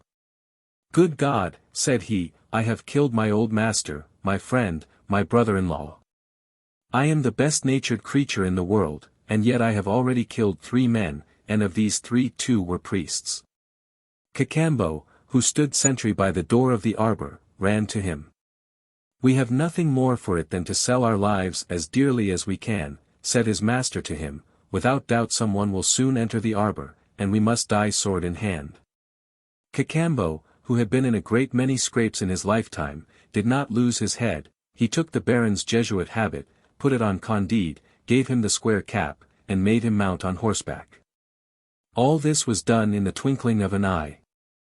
Let us gallop fast, master, everybody will take you for a Jesuit, going to give directions to your men, and we shall have passed the frontiers before they will be able to overtake us. He flew as he spoke these words, crying out aloud in Spanish. Make way, for the Reverend Father Colonel. XVI. Adventures of the 2 travelers, with 2 girls, 2 monkeys, and the savages called Oriolans. Candide and his valet had got beyond the barrier, before it was known in the camp that the German Jesuit was dead. The wary Cacambo had taken care to fill his wallet with bread, chocolate, bacon, fruit, and a few bottles of wine. With their Andalusian horses they penetrated into an unknown country, where they perceived no beaten track. At length they came to a beautiful meadow intersected with purling rills. Here our 2 adventurers fed their horses. Cacambo proposed to his master to take some food, and he set him an example. How can you ask me to eat ham, said Candide, after killing the Baron's son, and being doomed never more to see the beautiful Cunegonde? What will it avail me to spin out my wretched days and drag them far from her in remorse and despair? And what will the journal of Travaux say? While he was thus lamenting his fate, he went on eating. The sun went down. The 2 wanderers heard some little cries which seemed to be uttered by women. They did not know whether they were cries of pain or joy. But they started up precipitately with that inquietude and alarm which every little thing inspires in an unknown country. The noise was made by 2 naked girls, who tripped along the mead, while 2 monkeys were pursuing them and biting their buttocks. Candide was moved with pity. He had learned to fire a gun in the Bulgarian service, and he was so clever at it, that he could hit a filbert in a hedge without touching a leaf of the tree. He took up his double-barreled Spanish fusil, let it off, and killed the 2 monkeys. God be praised! My dear Cacambo, I have rescued those 2 poor creatures from a most perilous situation. If I have committed a sin in killing an inquisitor and a Jesuit, I have made ample amends by saving the lives of these girls. Perhaps they are young ladies of family, and this adventure may procure us great advantages in this country. He was continuing, but stopped short when he saw the 2 girls tenderly embracing the monkeys, bathing their bodies in tears, and rending the air with the most dismal lamentations. Little did I expect to see such good nature, said he at length to Cacambo, who made answer. Master, you have done a fine thing now, you have slain the sweethearts of those 2 young ladies. The sweethearts! Is it possible? You are jesting, Cacambo, I can never believe it. Dear master, replied Cacambo, you are surprised at everything. Why should you think it so strange that in some countries there are monkeys which insinuate themselves into the good graces of the ladies? They are a 4th part human, as I am a 4th part Spaniard. Alas! Replied Candide, I remember to have heard Master Pangloss say, that formerly such accidents used to happen, that these mixtures were productive of centaurs, fauns, and satyrs. And that many of the ancients had seen such monsters, but I looked upon the whole as fabulous. You ought now to be convinced, said Cacambo, that it is the truth, and you see what use is made of those creatures, by persons that have not had a proper education. All I fear is that those ladies will play us some ugly trick. These sound reflections induced Candide to leave the meadow and to plunge into a wood.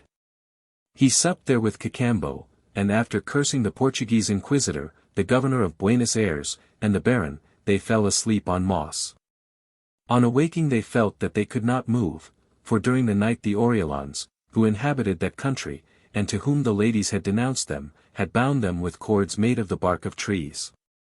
They were encompassed by 50 naked Orellans, armed with bows and arrows, with clubs and flint hatchets.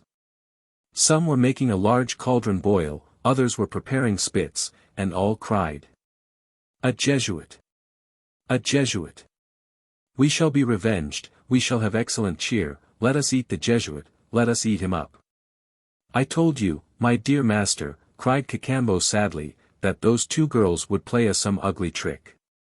Candide, seeing the cauldron and the spits, cried, "We are certainly going to be either roasted or boiled. Ah! What would Master Pangloss say, were he to see how pure nature is formed? Everything is right, may be, but I declare it is very hard to have lost Miss Cunegonde and to be put upon a spit by Orellans." Cacambo never lost his head. "Do not despair," said he to the disconsolate Candide, "I understand a little of the jargon of these people, I will speak to them." "Be sure," said Candide, "to represent to them how frightfully inhuman it is to cook men, and how very unchristian." "Gentlemen," said Cacambo, "you reckon you are today going to feast upon a Jesuit. It is all very well, nothing is more unjust than thus to treat your enemies. Indeed, the law of nature teaches us to kill our neighbor, and such is the practice all over the world. If we do not accustom ourselves to eating them, it is because we have better fare. But you have not the same resources as we. Certainly it is much better to devour your enemies than to resign to the crows and rooks the fruits of your victory. But, gentlemen, surely you would not choose to eat your friends. You believe that you are going to spit a Jesuit, and he is your defender. It is the enemy of your enemies that you are going to roast. As for myself, I was born in your country. This gentleman is my master, and, far from being a Jesuit, he has just killed one, whose spoils he wears, and thence comes your mistake. To convince you of the truth of what I say, take his habit and carry it to the first barrier of the Jesuit kingdom, and inform yourselves whether my master did not kill a Jesuit officer. It will not take you long, and you can always eat us if you find that I have lied to you. But I have told you the truth. You are too well acquainted with the principles of public law, humanity, and justice not to pardon us." The Orellans found this speech very reasonable. They deputed 2 of their principal people with all expedition to inquire into the truth of the matter. These executed their commission like men of sense, and soon returned with good news. The Orellans untied their prisoners, showed them all sorts of civilities, offered them girls, gave them refreshment, and reconducted them to the confines of their territories, proclaiming with great joy, "He is no Jesuit! He is no Jesuit!" Candide could not help being surprised at the cause of his deliverance. "What people," said he, "what men! What manners! If I had not been so lucky as to run Miss Cunegonde's brother through the body, I should have been devoured without redemption.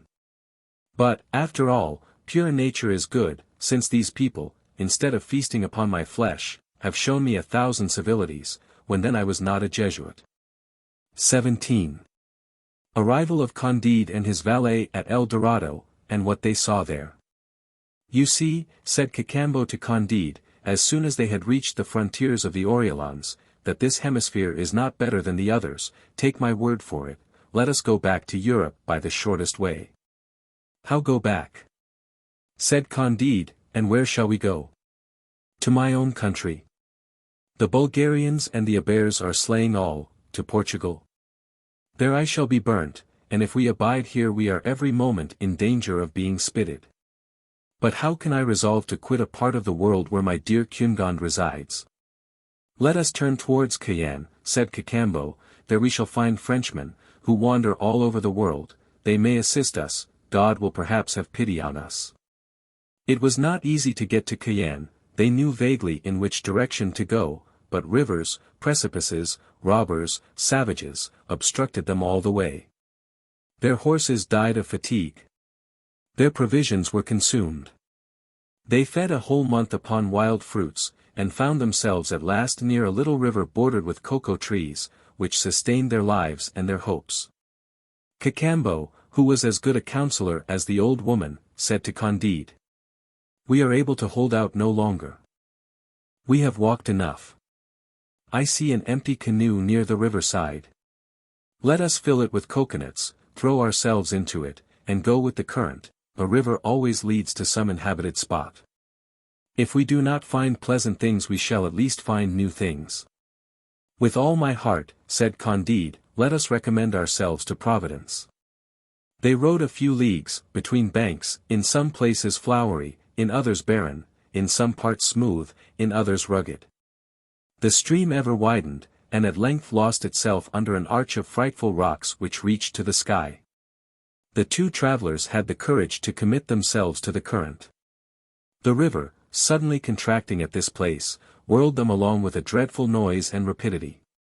At the end of 24 hours they saw daylight again, but their canoe was dashed to pieces against the rocks.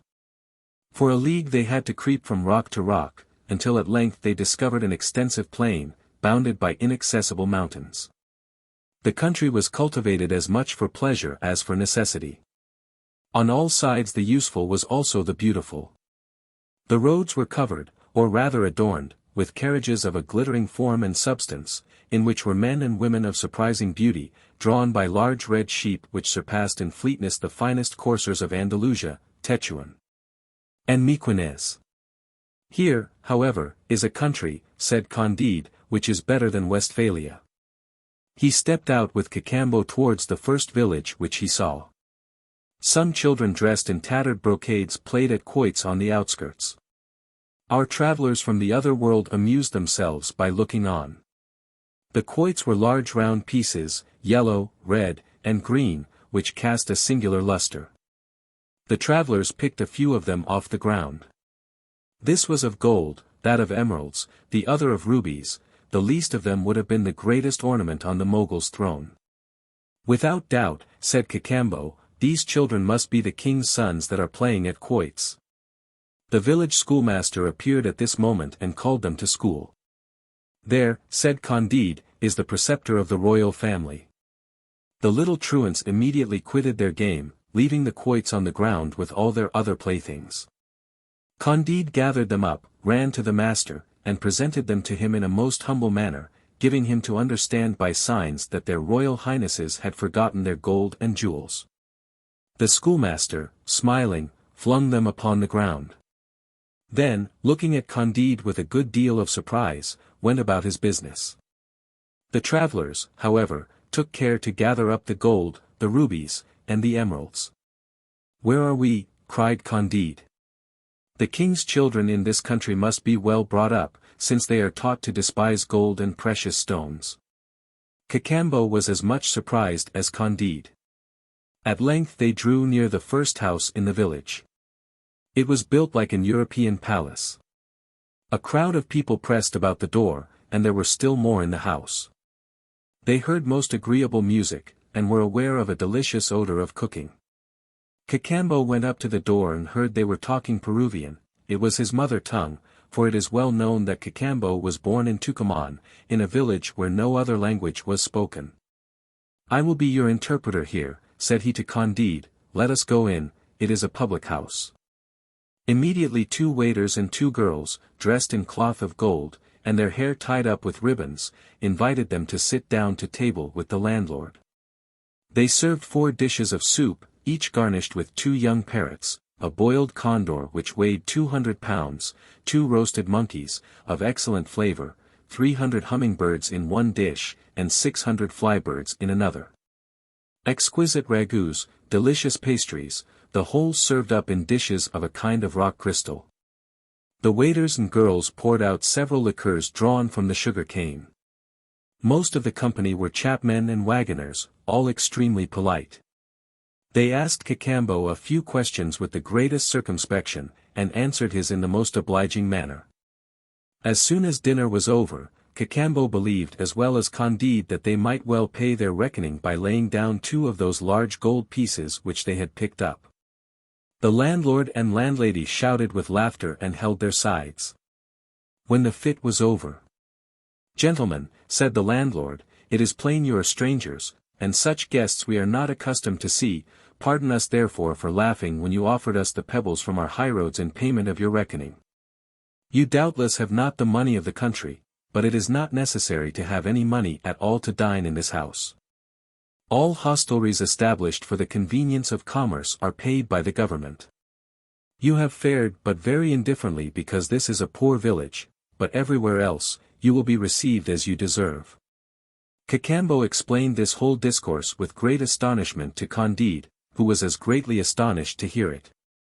"What sort of a country then is this," said they to one another, "a country unknown to all the rest of the world, and where nature is of a kind so different from ours? It is probably the country where all is well. For there absolutely must be one such place. And, whatever Master Pangloss might say, I often found that things went very ill in Westphalia." 18. What they saw in the country of El Dorado. Cacambo expressed his curiosity to the landlord, who made answer, "I am very ignorant, but not the worse on that account. However, we have in this neighborhood an old man retired from court who is the most learned and most communicative person in the kingdom." At once he took Cacambo to the old man. Candide acted now only a second character, and accompanied his valet.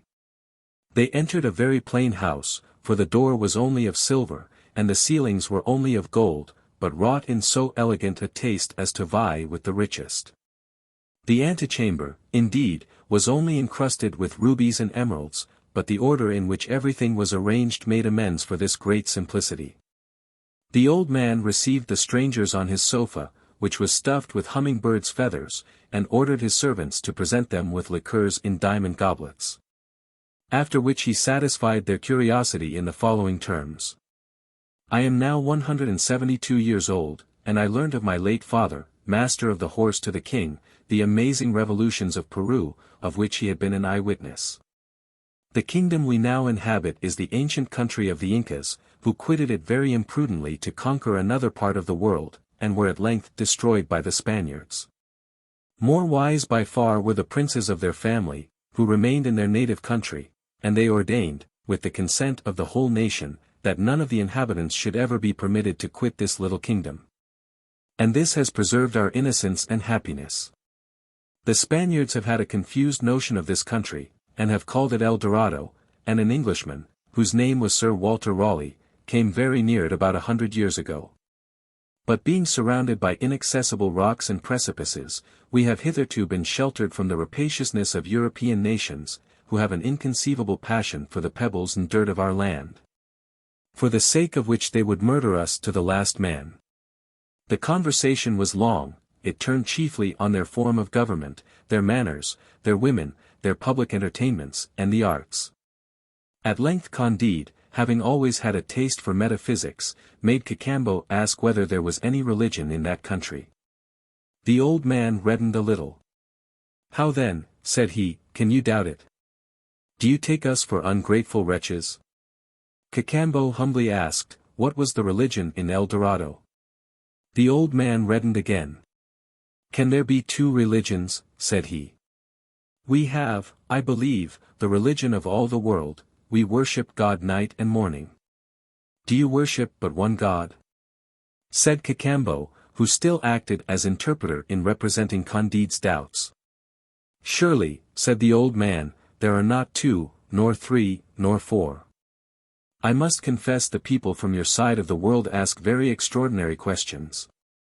Candide was not yet tired of interrogating the good old man. He wanted to know in what manner they prayed to God in El Dorado. "We do not pray to him," said the worthy sage, "we have nothing to ask of him. He has given us all we need, and we return him thanks without ceasing. Candide, having a curiosity to see the priests, asked where they were. The good old man smiled. "My friend," said he, "we are all priests. The king and all the heads of families sing solemn canticles of thanksgiving every morning, accompanied by 5,000 or 6,000 musicians. What? Have you no monks who teach, who dispute, who govern, who cabal, and who burn people that are not of their opinion? We must be mad, indeed, if that were the case," said the old man. "Here we are all of one opinion, and we know not what you mean by monks." During this whole discourse Candide was in raptures, and he said to himself, "This is vastly different from Westphalia and the Baron's castle." Had our friend Pangloss seen El Dorado, he would no longer have said that the castle of Thunder Ten Tronckh was the finest upon earth. It is evident that one must travel. After this long conversation the old man ordered a coach and 6 sheep to be got ready, and 12 of his domestics to conduct the travellers to court. "Excuse me," said he, "if my age deprives me of the honor of accompanying you. The king will receive you in a manner that cannot displease you, and no doubt you will make an allowance for the customs of the country, if some things should not be to your liking." Candide and Cacambo got into the coach, the 6 sheep flew, and in less than 4 hours they reached the king's palace situated at the extremity of the capital. The portal was 220 feet high, and 100 wide. But words are wanting to express the materials of which it was built. It is plain such materials must have prodigious superiority over those pebbles and sand which we call gold and precious stones. 20 beautiful damsels of the king's guard received Candide and Cacambo as they alighted from the coach, conducted them to the bath, and dressed them in robes woven of the down of hummingbirds. After which the great crown officers, of both sexes, led them to the king's apartment, between 2 files of musicians, 1,000 on each side. When they drew near to the audience chamber Cacambo asked one of the great officers in what way he should pay his obeisance to his majesty, whether they should throw themselves upon their knees or on their stomachs. Whether they should put their hands upon their heads or behind their backs, whether they should lick the dust off the floor, in a word, what was the ceremony. "The custom," said the great officer, "is to embrace the king, and to kiss him on each cheek." Candide and Cacambo threw themselves round his majesty's neck. He received them with all the goodness imaginable, and politely invited them to supper. While waiting they were shown the city, and saw the public edifices raised as high as the clouds, the marketplaces ornamented with 1,000 columns, the fountains of spring water, those of rose water, those of liqueurs drawn from sugar cane, incessantly flowing into the great squares, which were paved with a kind of precious stone, which gave off a delicious fragrancy like that of cloves and cinnamon. Candide asked to see the court of justice, the parliament. They told him they had none, and that they were strangers to lawsuits. He asked if they had any prisons, and they answered no. But what surprised him most and gave him the greatest pleasure was the Palace of Sciences, where he saw a gallery 2,000 feet long, and filled with instruments employed in mathematics and physics. After rambling about the city the whole afternoon, and seeing but 1,000th part of it, they were reconducted to the royal palace, where Candide sat down to table with his majesty, his valet Cacambo, and several ladies. Never was there a better entertainment, and never was more wit shown at a table than that which fell from his majesty. Cacambo explained the king's bon mots to Candide, and notwithstanding they were translated they still appeared to be bon mots. Of all the things that surprised Candide this was not the least. They spent a month in this hospitable place. Candide frequently said to Cacambo, "I own, my friend, once more that the castle where I was born is nothing in comparison with this. But, after all, Miss Cunegonde is not here, and you have, without doubt, some mistress in Europe. If we abide here we shall only be upon a footing with the rest, whereas, if we return to our old world, only with 12 sheep laden with the pebbles of El Dorado, we shall be richer than all the kings in Europe. We shall have no more inquisitors to fear, and we may easily recover Miss Cunegonde." This speech was agreeable to Cacambo. Mankind are so fond of roving, of making a figure in their own country, and of boasting of what they have seen in their travels, that the 2 happy ones resolved to be no longer so, but to ask his Majesty's leave to quit the country. You are foolish, said the king. I am sensible that my kingdom is but a small place, but when a person is comfortably settled in any part he should abide there. I have not the right to detain strangers. It is a tyranny which neither our manners nor our laws permit. All men are free. Go when you wish, but the going will be very difficult. It is impossible to ascend that rapid river on which you came as by a miracle, and which runs under vaulted rocks. The mountains which surround my kingdom are 10,000 feet high, and as steep as walls. They are each over 10 leagues in breadth, and there is no other way to descend them than by precipices. However, since you absolutely wish to depart, I shall give orders to my engineers to construct a machine that will convey you very safely. When we have conducted you over the mountains, no one can accompany you further, for my subjects have made a vow never to quit the kingdom, and they are too wise to break it. Ask me besides anything that you please. We desire nothing of your Majesty, says Candide, but a few sheep laden with provisions, pebbles, and the earth of this country. The king laughed. I cannot conceive, said he, what pleasure you Europeans find in our yellow clay, but take as much as you like, and great good may it do you. At once he gave directions that his engineers should construct a machine to hoist up these two extraordinary men out of the kingdom. 3,000 good mathematicians went to work. It was ready in 15 days, and did not cost more than 20 million sterling in the specie of that country. They placed Candide and Cacambo on the machine. There were 2 great red sheep saddled and bridled to ride upon as soon as they were beyond the mountains, 20 pack sheep laden with provisions, 30 with presents of the curiosities of the country, and 50 with gold, diamonds, and precious stones. The king embraced the 2 wanderers very tenderly. Their departure, with the ingenious manner in which they and their sheep were hoisted over the mountains, was a splendid spectacle. The mathematicians took their leave after conveying them to a place of safety, and Candide had no other desire, no other aim, than to present his sheep to Miss Cunegonde. Now, said he, we are able to pay the governor of Buenos Aires if Miss Cunegonde can be ransomed. Let us journey towards Cayenne. Let us embark, and we will afterwards see what kingdom we shall be able to purchase. 19. What happened to them at Suriname and how Candide got acquainted with Martin. Our travelers spent the first day very agreeably. They were delighted with possessing more treasure than all Asia, Europe, and Africa could scrape together. Candide, in his raptures, cut Cunegonde's name on the trees. The second day 2 of their sheep plunged into a morass, where they and their burdens were lost, 2 more died of fatigue a few days after, 7 or 8 perished with hunger in a desert. And others subsequently fell down precipices. At length, after traveling 100 days, only 2 sheep remained. Said Candide to Cacambo, my friend, you see how perishable are the riches of this world. There is nothing solid but virtue, and the happiness of seeing Cunegonde once more. I grant all you say, said Cacambo, but we have still 2 sheep remaining, with more treasure than the King of Spain will ever have. And I see a town which I take to be Suriname, belonging to the Dutch. We are at the end of all our troubles, and at the beginning of happiness. As they drew near the town, they saw a negro stretched upon the ground, with only one moiety of his clothes, that is, of his blue linen drawers. The poor man had lost his left leg and his right hand. Good God! Said Candide in Dutch, what art thou doing there, friend, in that shocking condition? I am waiting for my master, Meneer Vanderdender, the famous merchant, answered the negro. Was it Meneer Vanderdender, said Candide, that treated thee thus? Yes, sir, said the negro, it is the custom. They give us a pair of linen drawers for our whole garment twice a year.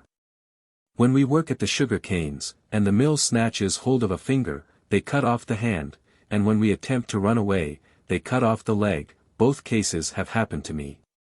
This is the price at which you eat sugar in Europe.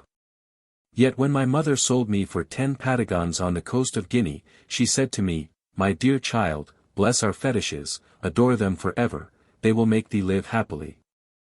Thou hast the honor of being the slave of our lords, the whites, which is making the fortune of thy father and mother.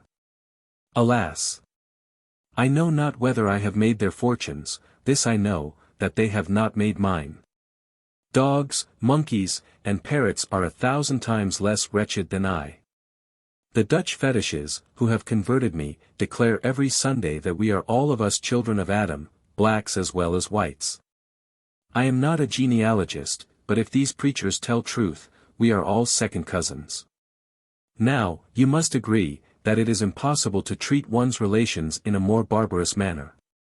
Oh, Pangloss! Cried Candide, thou hadst not guessed at this abomination, it is the end. I must at last renounce thy optimism. What is this optimism? Said Cacambo. Alas! Said Candide, it is the madness of maintaining that everything is right when it is wrong. Looking at the negro, he shed tears, and weeping, he entered Suriname. The first thing they inquired after was whether there was a vessel in the harbor which could be sent to Buenos Aires. The person to whom they applied was a Spanish sea captain, who offered to agree with them upon reasonable terms. He appointed to meet them at a public house, whither Candide and the faithful Cacambo went with their 2 sheep, and awaited his coming. Candide, who had his heart upon his lips, told the Spaniard all his adventures, and avowed that he intended to elope with Miss Cunegonde. Then I will take good care not to carry you to Buenos Aires, said the seaman. I should be hanged, and so would you. The fair Cunegonde is my lord's favourite mistress. This was a thunderclap for Candide, he wept for a long while. At last he drew Cacambo aside.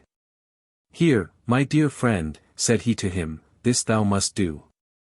We have, each of us in his pocket, 5 or 6 millions in diamonds, you are more clever than I, you must go and bring Miss Cunegonde from Buenos Aires. If the governor makes any difficulty, give him 1,000,000. If he will not relinquish her, give him 2, as you have not killed an inquisitor, they will have no suspicion of you, I'll get another ship, and go and wait for you at Venice. That's a free country, where there is no danger either from Bulgarians, Arberes, Jews, or inquisitors. Cacambo applauded this wise resolution. He despaired at parting from so good a master, who had become his intimate friend. But the pleasure of serving him prevailed over the pain of leaving him. They embraced with tears. Candide charged him not to forget the good old woman. Cacambo set out that very same day. This Cacambo was a very honest fellow. Candide stayed some time longer in Suriname, waiting for another captain to carry him and the 2 remaining sheep to Italy. After he had hired domestics, and purchased everything necessary for a long voyage, Meneer Vanderdender, captain of a large vessel, came and offered his services. How much will you charge, said he to this man, to carry me straight to Venice, me, my servants, my baggage, and these 2 sheep? The skipper asked 10,000 piastres. Candide did not hesitate. Oh! Oh! Said the prudent Vanderdender to himself, this stranger gives 10,000 piastres unhesitatingly. He must be very rich. Returning a little while after, he let him know that upon second consideration, he could not undertake the voyage for less than 20,000 piastres. Well, you shall have them, said Candide. Aye. Said the skipper to himself, this man agrees to pay 20,000 piastres with as much ease as 10. He went back to him again, and declared that he could not carry him to Venice for less than 30,000 piastres. Then you shall have 30,000, replied Candide. Oh! Oh, said the Dutch skipper once more to himself, 30,000 piastres are a trifle to this man, surely these sheep must be laden with an immense treasure. Let us say no more about it. First of all, let him pay down the 30,000 piastres, then we shall see. Candide sold 2 small diamonds, the least of which was worth more than what the skipper asked for his freight. He paid him in advance. The 2 sheep were put on board. Candide followed in a little boat to join the vessel in the roads. The skipper seized his opportunity, set sail, and put out to sea, the wind favouring him. Candide, dismayed and stupefied, soon lost sight of the vessel. Alas, said he, this is a trick worthy of the old world. He put back, overwhelmed with sorrow, for indeed he had lost sufficient to make the fortune of 20 monarchs. He waited upon the Dutch magistrate, and in his distress he knocked over loudly at the door. He entered and told his adventure, raising his voice with unnecessary vehemence. The magistrate began by fining him 10,000 piastres for making a noise, then he listened patiently, promised to examine into his affair at the skipper's return, and ordered him to pay 10,000 piastres for the expense of the hearing. This drove Candide to despair. He had, indeed, endured misfortunes 1,000 times worse. The coolness of the magistrate and of the skipper who had robbed him, roused his choler and flung him into a deep melancholy. The villainy of mankind presented itself before his imagination in all its deformity, and his mind was filled with gloomy ideas. At length, hearing that a French vessel was ready to set sail for Bordeaux, as he had no sheep laden with diamonds to take along with him, he hired a cabin at the usual price. He made it known in the town that he would pay the passage and board and give 2,000 piastres to any honest man who would make the voyage with him, upon condition that this man was the most dissatisfied with his state, and the most unfortunate in the whole province. Such a crowd of candidates presented themselves that a fleet of ships could hardly have held them. Candide, being desirous of selecting from among the best, marked out about 1/20 of them who seemed to be sociable men, and who all pretended to merit his preference. He assembled them at his inn, and gave them a supper on condition that each took an oath to relate his history faithfully, promising to choose him who appeared to be most justly discontented with his state, and to bestow some presents upon the rest. They sat until 4 o'clock in the morning. Candide, in listening to all their adventures, was reminded of what the old woman had said to him in their voyage to Buenos Aires, and of her wager that there was not a person on board the ship but had met with very great misfortunes. He dreamed of Pangloss at every adventure told to him. This Pangloss, said he, would be puzzled to demonstrate his system. I wish that he were here. Certainly, if all things are good, it is in El Dorado and not in the rest of the world. At length he made choice of a poor man of letters, who had worked 10 years for the booksellers of Amsterdam. He judged that there was not in the whole world a trade which could disgust one more. This philosopher was an honest man. But he had been robbed by his wife, beaten by his son, and abandoned by his daughter, who got a Portuguese to run away with her. He had just been deprived of a small employment, on which he subsisted. And he was persecuted by the preachers of Suriname, who took him for a Socinian. We must allow that the others were at least as wretched as he, but Candide hoped that the philosopher would entertain him during the voyage. All the other candidates complained that Candide had done them great injustice, but he appeased them by giving 100 piastres to each. XX. What happened at sea to Candide and Martin? The old philosopher, whose name was Martin, embarked then with Candide for Bordeaux. They had both seen and suffered a great deal. And if the vessel had sailed from Suriname to Japan, by the Cape of Good Hope, the subject of moral and natural evil would have enabled them to entertain one another during the whole voyage. Candide, however, had one great advantage over Martin, in that he always hoped to see Miss Cunegonde, whereas Martin had nothing at all to hope. Besides, Candide was possessed of money and jewels, and though he had lost 100 large red sheep, laden with the greatest treasure upon earth, though the knavery of the Dutch skipper still sat heavy upon his mind. Yet when he reflected upon what he had still left, and when he mentioned the name of Cunegonde, especially towards the latter end of a repast, he inclined to Pangloss's doctrine. But you, Mr. Martin, said he to the philosopher, what do you think of all this? What are your ideas on moral and natural evil? Sir, answered Martin, our priests accused me of being a Socinian, but the real fact is I am a Manichaean. You jest, said Candide, there are no longer Manichaeans in the world. I am one, said Martin.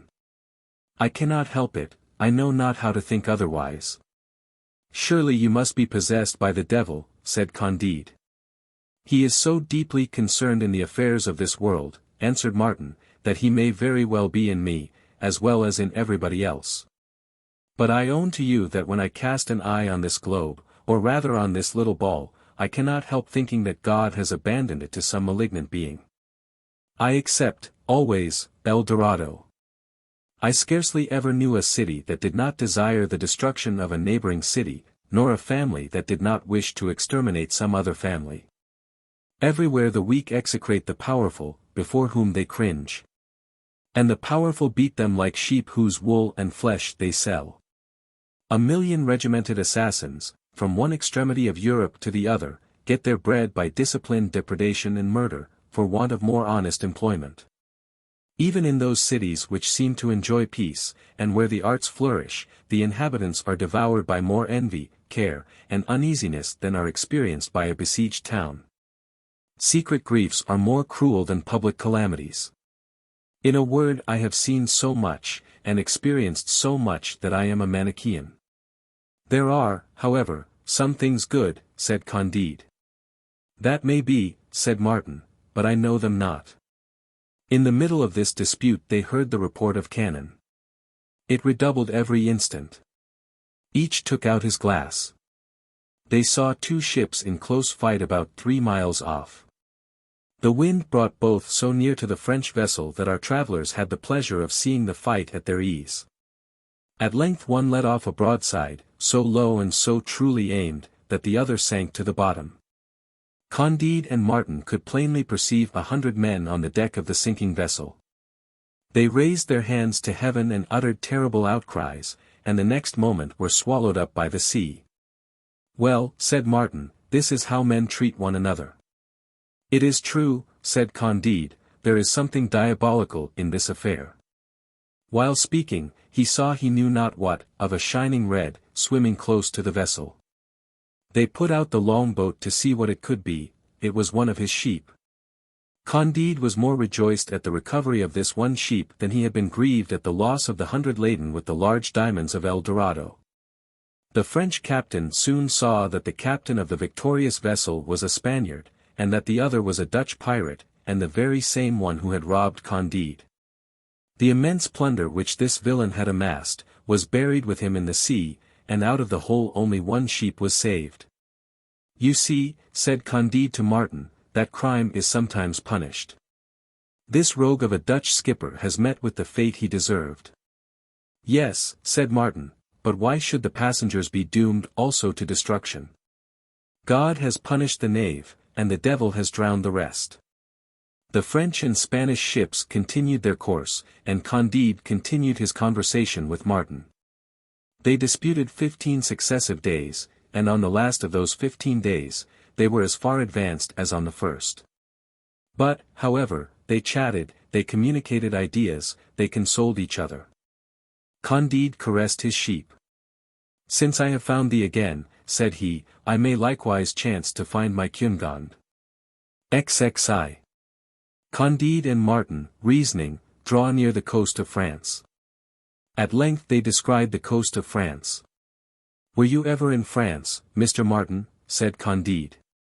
Yes, said Martin, I have been in several provinces.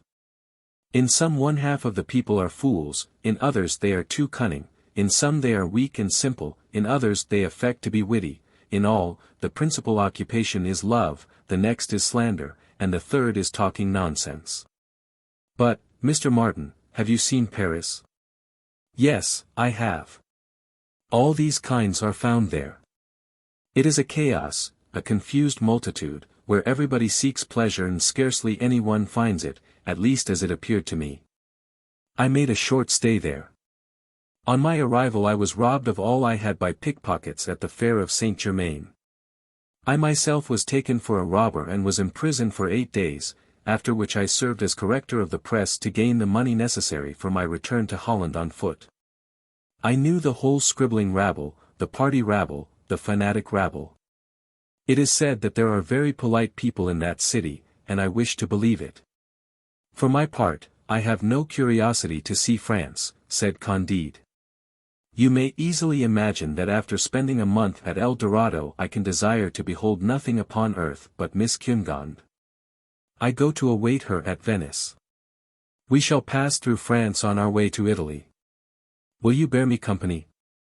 With all my heart, said Martin.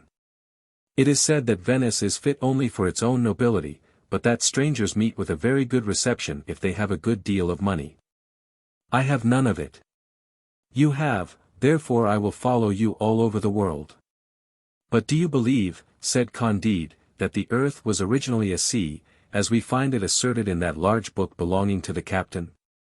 I do not believe a word of it, said Martin, any more than I do of the many ravings which have been published lately. But for what end, then, has this world been formed, said Candide. To plague us to death, answered Martin. Are you not greatly surprised, continued Candide, at the love which these two girls of the Orleans had for those monkeys, of which I have already told you? Not at all, said Martin. I do not see that passion was strange. I have seen so many extraordinary things that I have ceased to be surprised. Do you believe, said Candide, that men have always massacred each other as they do today, that they have always been liars, cheats, traitors, ingrates, brigands, idiots, thieves, scoundrels, gluttons, drunkards, misers, envious, ambitious, bloody-minded, calumniators, debauches, fanatics, hypocrites, and fools? Do you believe, said Martin, that hawks have always eaten pigeons when they have found them? Yes, without doubt, said Candide. Well, then, said Martin, if hawks have always had the same character, why should you imagine that men may have changed theirs? Oh, said Candide, there is a vast deal of difference, for free will. And reasoning thus they arrived at Bordeaux. XXII. What happened in France to Candide and Martin? Candide stayed in Bordeaux no longer than was necessary for the selling of a few of the pebbles of El Dorado, and for hiring a good chaise to hold 2 passengers. For he could not travel without his philosopher Martin.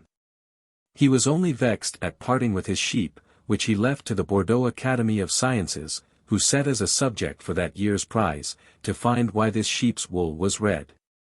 And the prize was awarded to a learned man of the north, who demonstrated by A plus B minus C divided by Z, that the sheep must be red, and die of the rot. Meanwhile, all the travelers whom Candide met in the inns along his route, said to him, We go to Paris. This general eagerness at length gave him, too, a desire to see this capital, and it was not so very great a detour from the road to Venice. He entered Paris by the suburb of Saint-Marceau, and fancied that he was in the dirtiest village of Westphalia. Scarcely was Candide arrived at his inn, than he found himself attacked by a slight illness, caused by fatigue. As he had a very large diamond on his finger, and the people of the inn had taken notice of a prodigiously heavy box among his baggage, there were 2 physicians to attend him, though he had never sent for them. And 2 devotees who warmed his broths. I remember, Martin said, also to have been sick at Paris in my first voyage. I was very poor, thus I had neither friends, devotees, nor doctors, and I recovered. However, what with physic and bleeding, Candide's illness became serious. A parson of the neighborhood came with great meekness to ask for a bill for the other world payable to the bearer. Candide would do nothing for him, but the devotees assured him it was the new fashion. He answered that he was not a man of fashion. Martin wished to throw the priest out of the window. The priest swore that they would not bury Candide. Martin swore that he would bury the priest if he continued to be troublesome. The quarrel grew heated. Martin took him by the shoulders and roughly turned him out of doors, which occasioned great scandal and a lawsuit. Candide got well again, and during his convalescence he had very good company to sup with him. They played high. Candide wondered why it was that the ace never came to him, but Martin was not at all astonished. Among those who did him the honors of the town was a little abbé of Périgord, one of those busybodies who are ever alert, officious, forward, fawning, and complaisant. Who watch for strangers in their passage through the capital, tell them the scandalous history of the town, and offer them pleasure at all prices. He first took Candide and Martin to La Comédie, where they played a new tragedy. Candide happened to be seated near some of the fashionable wits. This did not prevent his shedding tears at the well-acted scenes. One of these critics at his side said to him between the acts, "Your tears are misplaced, that is a shocking actress. The actor who plays with her is yet worse, and the play is still worse than the actors." The author does not know a word of Arabic, yet the scene is in Arabia. Moreover, he is a man that does not believe in innate ideas. And I will bring you, tomorrow, 20 pamphlets written against him. How many dramas have you in France, sir? Said Candide to the abbé. 5 or 6,000. What a number, said Candide. How many good? 15 or 16, replied the other. What a number, said Martin. Candide was very pleased with an actress who played Queen Elizabeth in a somewhat insipid tragedy sometimes acted. That actress, said he to Martin, pleases me much. She has a likeness to Miss Cunegonde. I should be very glad to wait upon her. The Perigordian abbé offered to introduce him. Candide, brought up in Germany, asked what was the etiquette, and how they treated queens of England in France. It is necessary to make distinctions, said the abbé. In the provinces one takes them to the inn, in Paris, one respects them when they are beautiful, and throws them on the highway when they are dead. Queens on the highway, said Candide. Yes, truly, said Martin, the abbé is right. I was in Paris when Miss Monime passed, as the saying is, from this life to the other. She was refused what people call the honors of sepulture, that is to say, of rotting with all the beggars of the neighborhood in an ugly cemetery. She was interred all alone by her company at the corner of the Rue de Bourgogne, which ought to trouble her much, for she thought nobly. That was very uncivil, said Candide. What would you have, said Martin, these people are made thus. Imagine all contradictions, all possible incompatibilities, you will find them in the government, in the law courts, in the churches, in the public shows of this droll nation. Is it true that they always laugh in Paris, said Candide. Yes, said the abbé, but it means nothing, for they complain of everything with great fits of laughter, they even do the most detestable things while laughing. Who, said Candide, is that great pig who spoke so ill of the piece at which I wept, and of the actors who gave me so much pleasure? He is a bad character, answered the abbé, who gains his livelihood by saying evil of all plays and of all books. He hates whatever succeeds, as the eunuchs hate those who enjoy. He is one of the serpents of literature who nourish themselves on dirt and spite. He is a folliculaire. What is a folliculaire? Said Candide.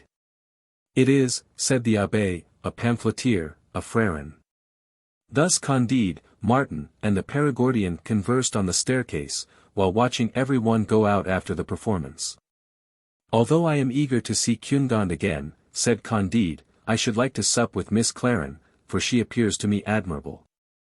The abbé was not the man to approach Miss Claren, who saw only good company. She is engaged for this evening, he said, but I shall have the honor to take you to the house of a lady of quality, and there you will know Paris as if you had lived in it for years. Candide, who was naturally curious, let himself be taken to this lady's house, at the end of the Faubourg Saint-Honoré. The company was occupied in playing faro, a dozen melancholy punters held each in his hand a little pack of cards. A bad record of his misfortunes. Profound silence reigned.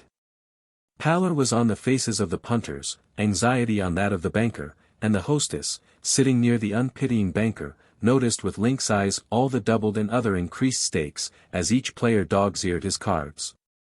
She made them turn down the edges again with severe, but polite attention. She showed no vexation for fear of losing her customers. The lady insisted upon being called the Marchioness of Paralignac.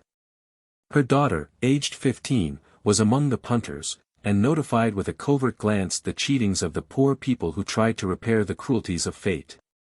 The Perigordian abbé, Candide and Martin entered. No one rose, no one saluted them, no one looked at them, all were profoundly occupied with their cards.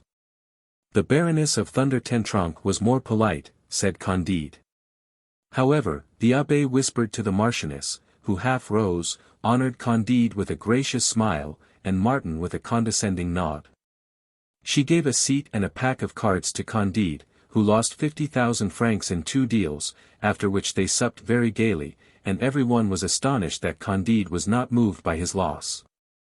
The servants said among themselves, in the language of servants, "Some English lord is here this evening." The supper passed at first like most Parisian suppers, in silence, followed by a noise of words which could not be distinguished, then with pleasantries of which most were insipid, with false news, with bad reasoning, a little politics, and much evil speaking. They also discussed new books. "Have you seen," said the Perigordian abbé, "the romance of Sieur Gauchat, Doctor of Divinity?" "Yes," answered one of the guests, "but I have not been able to finish it.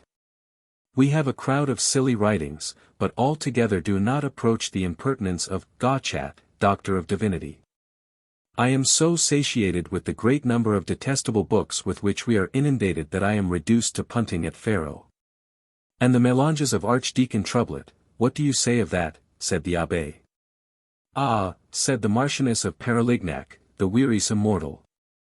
How curiously he repeats to you all that the world knows. How heavily he discusses that which is not worth the trouble of lightly remarking upon. How, without wit, he appropriates the wit of others. How he spoils what he steals. How he disgusts me. But he will disgust me no longer, it is enough to have read a few of the Archdeacon's pages." There was at table a wise man of taste, who supported the Marchioness. They spoke afterwards of tragedies. The lady asked why there were tragedies which were sometimes played and which could not be read. The man of taste explained very well how a piece could have some interest, and have almost no merit. He proved in few words that it was not enough to introduce one or two of those situations which one finds in all romances, and which always seduce the spectator, but that it was necessary to be new without being odd. Often sublime and always natural, to know the human heart and to make it speak. To be a great poet without allowing any person in the piece to appear to be a poet, to know language perfectly, to speak it with purity, with continuous harmony and without rhythm ever taking anything from sense. Whoever, added he, does not observe all these rules can produce one or two tragedies, applauded at a theatre, but he will never be counted in the ranks of good writers. There are very few good tragedies. Some are idylls in dialogue, well written and well rhymed, others political reasonings which lull to sleep, or amplifications which repel. Others demoniac dreams in barbarous style, interrupted in sequence, with long apostrophes to the gods, because they do not know how to speak to men, with false maxims, with bombastic commonplaces. Candide listened with attention to this discourse, and conceived a great idea of the speaker, and as the Marchioness had taken care to place him beside her, he leaned towards her and took the liberty of asking who was the man who had spoken so well. "He is a scholar," said the lady, "who does not play, whom the abbé sometimes brings to supper. He is perfectly at home among tragedies and books, and he has written a tragedy which was hissed, and a book of which nothing has ever been seen outside his bookseller's shop excepting the copy which he dedicated to me." "The great man," said Candide. "He is another Pangloss." Then, turning towards him, he said, "Sir, you think doubtless that all is for the best in the moral and physical world, and that nothing could be otherwise than it is?" "I, sir," answered the scholar, "I know nothing of all that. I find that all goes awry with me, that no one knows either what is his rank, nor what is his condition, what he does nor what he ought to do. And that except supper, which is always gay, and where there appears to be enough concord, all the rest of the time is passed in impertinent quarrels. Jansenist against Molinist, Parliament against the Church, men of letters against men of letters, courtesans against courtesans, financiers against the people, wives against husbands, relatives against relatives, it is eternal war." "I have seen the worst," Candide replied. "But a wise man, who since has had the misfortune to be hanged, taught me that all is marvellously well, these are but the shadows on a beautiful picture." "Your hanged man mocked the world," said Martin. "The shadows are horrible blots." "They are men who make the blots," said Candide, "and they cannot be dispensed with." "It is not their fault then," said Martin. Most of the punters, who understood nothing of this language, drank, and Martin reasoned with the scholar, and Candide related some of his adventures to his hostess. After supper the Marchioness took Candide into her boudoir, and made him sit upon a sofa. "Ah, well," said she to him, "you love desperately Miss Cunegonde of Thunder Tentronckh. Yes, madam, answered Candide. The Marchioness replied to him with a tender smile. You answer me like a young man from Westphalia. A Frenchman would have said, it is true that I have loved Miss Cunegonde, but seeing you, madam, I think I no longer love her. Alas! Madam, said Candide, I will answer you as you wish. Your passion for her, said the Marchioness, commenced by picking up her handkerchief. I wish that you would pick up my garter. With all my heart, said Candide. And he picked it up. But I wish that you would put it on, said the lady. And Candide put it on. You see, said she, you are a foreigner. I sometimes make my Parisian lovers languish for 15 days, but I give myself to you the first night because one must do the honors of one's country to a young man from Westphalia. The lady having perceived 2 enormous diamonds upon the hands of the young foreigner praised them with such good faith that from Candide's fingers they passed to her own. Candide, returning with the Perigordian abbé, felt some remorse in having been unfaithful to Miss Cunegonde. The abbé sympathized in his trouble. He had had but a light part of the 50,000 francs lost at play and of the value of the 2 brilliants, half given, half extorted. His design was to profit as much as he could by the advantages which the acquaintance of Candide could procure for him. He spoke much of Cunegonde, and Candide told him that he should ask forgiveness of that beautiful one for his infidelity when he should see her in Venice. The abbé redoubled his politeness and attentions, and took a tender interest in all that Candide said, in all that he did, in all that he wished to do. And so, sir, you have a rendezvous at Venice? Yes, Monsieur Abbé, answered Candide. It is absolutely necessary that I go to meet Miss Cunegonde. And then the pleasure of talking of that which he loved induced him to relate, according to his custom, part of his adventures with the fair Westphalian. I believe, said the abbé, that Miss Cunegonde has a great deal of wit, and that she writes charming letters. I have never received any from her, said Candide, for being expelled from the castle on her account I had not an opportunity for writing to her. Soon after that I heard she was dead, then I found her alive, then I lost her again. And last of all, I sent an express to her 2,500 leagues from here, and I wait for an answer. The abbé listened attentively, and seemed to be in a brown study. He soon took his leave of the 2 foreigners after a most tender embrace. The following day Candide received, on awaking, a letter couched in these terms.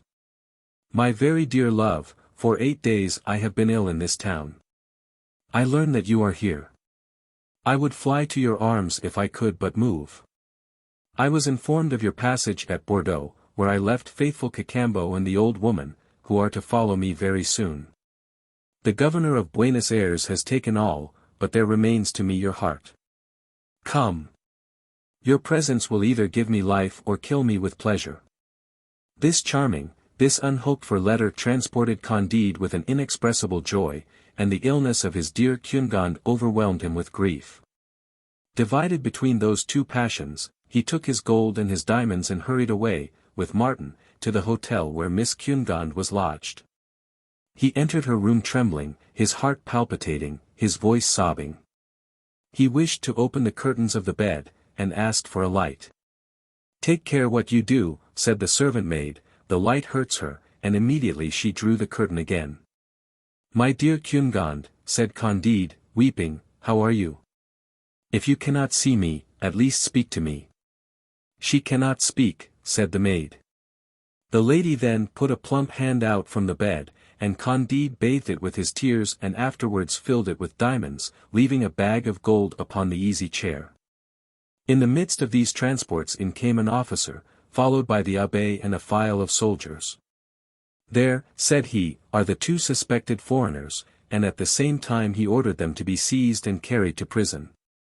Travelers are not treated thus in El Dorado, said Candide. I am more a Manichaean now than ever, said Martin. But pray, sir, where are you going to carry us? Said Candide. To a dungeon, answered the officer. Martin, having recovered himself a little, judged that the lady who acted the part of Cunegonde was a cheat, that the Perigordian abbé was a knave who had imposed upon the honest simplicity of Candide. And that the officer was another knave whom they might easily silence. Candide, advised by Martin and impatient to see the real Cunegonde, rather than expose himself before a court of justice, proposed to the officer to give him 3 small diamonds, each worth about 3,000 pistoles. "Ah, sir," said the man with the ivory baton, "had you committed all the imaginable crimes you would be to me the most honest man in the world. 3 diamonds. Each worth 3,000 pistoles. Sir, instead of carrying you to jail I would lose my life to serve you. There are orders for arresting all foreigners, but leave it to me. I have a brother at Dieppe in Normandy. I'll conduct you thither, and if you have a diamond to give him he'll take as much care of you as I would." "And why," said Candide, "should all foreigners be arrested?" "It is," the Perigordian abbé then made answer, "because a poor beggar of the country of Trebady heard some foolish thing said. This induced him to commit a parricide, not such as that of 1610 in the month of May, but such as that of 1594 in the month of December. And such as others which have been committed in other years and other months by other poor devils who had heard nonsense spoken." The officer then explained what the abbé meant. "Ah, the monsters," cried Candide. "What horrors among a people who dance and sing! Is there no way of getting quickly out of this country where monkeys provoke tigers? I have seen no bears in my country, but men I have beheld nowhere except in El Dorado. In the name of God, sir, conduct me to Venice, where I am to await Miss Cunegonde." "I can conduct you no further than Lower Normandy," said the officer. Immediately he ordered his irons to be struck off, acknowledged himself mistaken, sent away his men, set out with Candide and Martin for Dieppe, and left them in the care of his brother. There was then a small Dutch ship in the harbour. The Norman, who by the virtue of 3 more diamonds had become the most subservient of men, put Candide and his attendants on board a vessel that was just ready to set sail for Portsmouth in England. This was not the way to Venice, but Candide thought he had made his way out of hell, and reckoned that he would soon have an opportunity for resuming his journey. XVIII. Candide and Martin touched upon the coast of England, and what they saw there. "Ah, Pangloss! Pangloss! Ah, Martin! Martin! Ah, my dear Cunegonde, what sort of a world is this?" said Candide on board the Dutch ship. "Something very foolish and abominable," said Martin. "You know England. Are they as foolish there as in France?" "It is another kind of folly," said Martin. "You know that these 2 nations are at war for a few acres of snow in Canada, and that they spend over this beautiful war much more than Canada is worth. To tell you exactly, whether there are more people fit to send to a madhouse in one country than the other, is what my imperfect intelligence will not permit. I only know in general that the people we are going to see are very atrabilious." Talking thus they arrived at Portsmouth. The coast was lined with crowds of people, whose eyes were fixed on a fine man kneeling, with his eyes bandaged, on board one of the men of war in the harbour. 4 soldiers stood opposite to this man. Each of them fired 3 balls at his head, with all the calmness in the world, and the whole assembly went away very well satisfied. "What is all this?" said Candide, "and what demon is it that exercises his empire in this country?"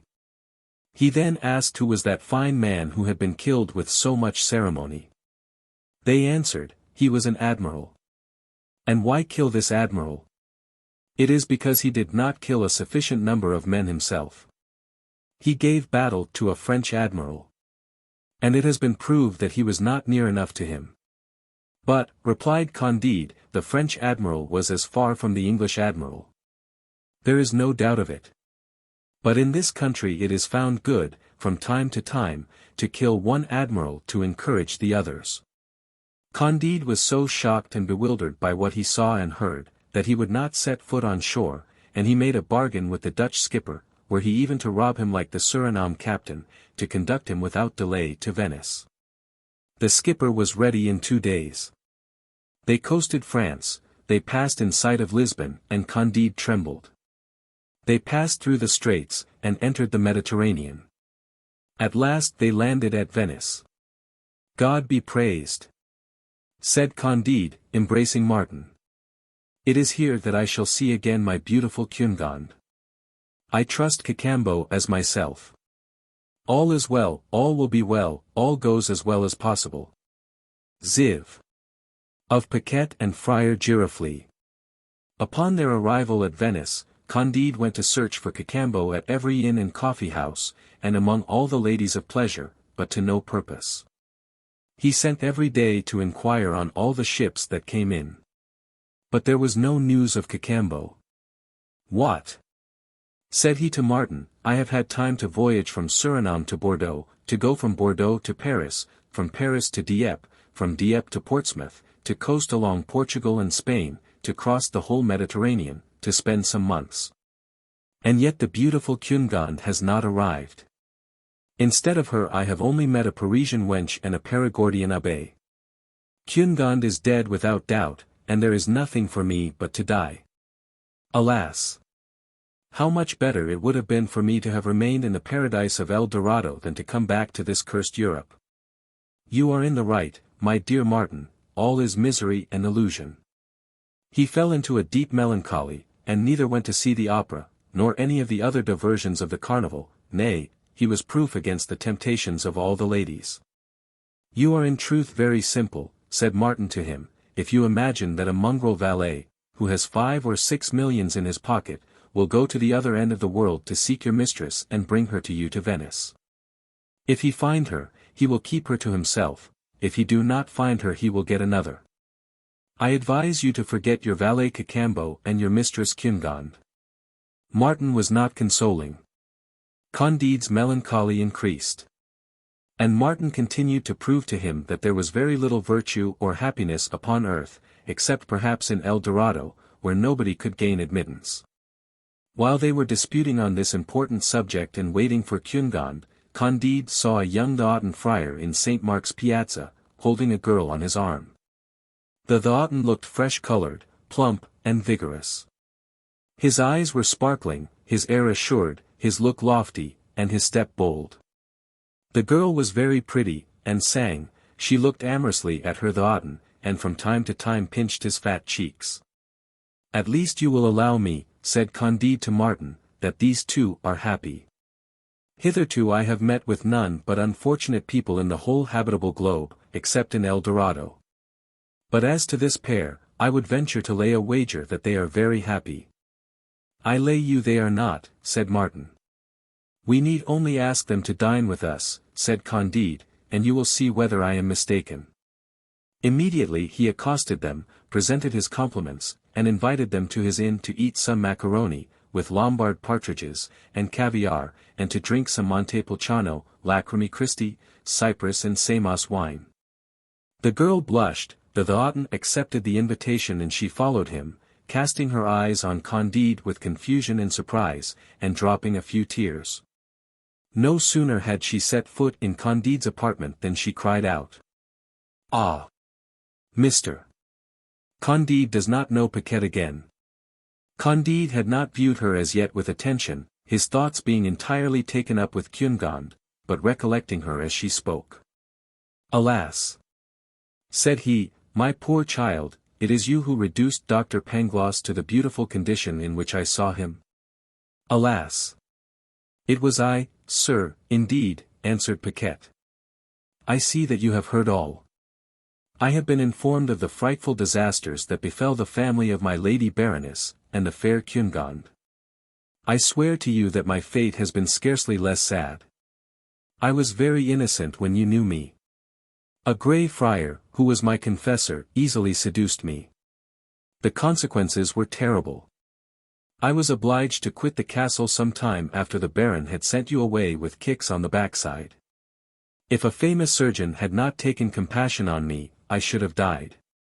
For some time I was this surgeon's mistress, merely out of gratitude. His wife, who was mad with jealousy, beat me every day unmercifully, she was a fury. The surgeon was one of the ugliest of men, and I the most wretched of women, to be continually beaten for a man I did not love. You know, sir, what a dangerous thing it is for an ill-natured woman to be married to a doctor. Incensed at the behavior of his wife, He one day gave her so effectual a remedy to cure her of a slight cold, that she died 2 hours after, in most horrid convulsions. The wife's relations prosecuted the husband. He took flight, and I was thrown into jail. My innocence would not have saved me if I had not been good-looking. The judge set me free, on condition that he succeeded the surgeon. I was soon supplanted by a rival, turned out of doors quite destitute, and obliged to continue this abominable trade, which appears so pleasant to you men, while to us women it is the utmost abyss of misery. I have come to exercise the profession at Venice. Ah! Sir, if you could only imagine what it is to be obliged to caress indifferently an old merchant, a lawyer, a monk, a gondolier, an abbé, to be exposed to abuse and insults. To be often reduced to borrowing a petticoat, only to go and have it raised by a disagreeable man, to be robbed by one of what one has earned from another, to be subject to the extortions of the officers of justice. And to have in prospect only a frightful old age, a hospital, and a dunghill, you would conclude that I am one of the most unhappy creatures in the world. Paquette thus opened her heart to honest Candide, in the presence of Martin, who said to his friend, "You see that already I have one half the wager." Friar Giroflée stayed in the dining room, and drank a glass or two of wine while he was waiting for dinner. "But," said Candide to Paquette, "you looked so gay and content when I met you. You sang and you behaved so lovingly to the VIII, that you seem to me as happy as you pretend to be now the reverse." "Ah! Sir," answered Paquette, "this is one of the miseries of the trade. Yesterday I was robbed and beaten by an officer. Yet today I must put on good humor to please a friar." Candide wanted no more convincing, he owned that Martin was in the right. They sat down to table with Paquette and the VIII, the repast was entertaining. And towards the end they conversed with all confidence. "Father," said Candide to the friar, "you appear to me to enjoy a state that all the world might envy, the flower of health shines in your face, your expression makes plain your happiness. You have a very pretty girl for your recreation, and you seem well satisfied with your state as a VIII." "My faith, sir," said Friar Giroflée, "I wish that all the Theatins were at the bottom of the sea. I have been tempted 100 times to set fire to the convent, and go and become a Turk. My parents forced me at the age of 15 to put on this detestable habit, to increase the fortune of a cursed elder brother, whom God confound. Jealousy, discord, and fury, dwell in the convent. It is true I have preached a few bad sermons that have brought me in a little money, of which the prior stole half, while the rest serves to maintain my girls. But when I return at night to the monastery, I am ready to dash my head against the walls of the dormitory, and all my fellows are in the same case." Martin turned towards Candide with his usual coolness. "Well," said he, "have I not won the whole wager?" Candide gave 2,000 piastres to Paquette, and 1,000 to Friar Giroflée. "I'll answer for it," said he, "that with this they will be happy." "I do not believe it at all," said Martin. "You will, perhaps, with these piastres only render them the more unhappy." "Let that be as it may," said Candide, "but one thing consoles me. I see that we often meet with those whom we expected never to see more. So that, perhaps, as I have found my red sheep and Paquette, it may well be that I shall also find Cunegonde." "I wish," said Martin, "she may one day make you very happy, but I doubt it very much." "You are very hard of belief," said Candide. "I have lived," said Martin. "You see those gondoliers," said Candide, "are they not perpetually singing?" "You do not see them," said Martin, "at home with their wives and brats. The Doge has his troubles, the gondoliers have theirs. It is true that, all things considered, the life of a gondolier is preferable to that of a Doge, but I believe the difference to be so trifling that it is not worth the trouble of examining."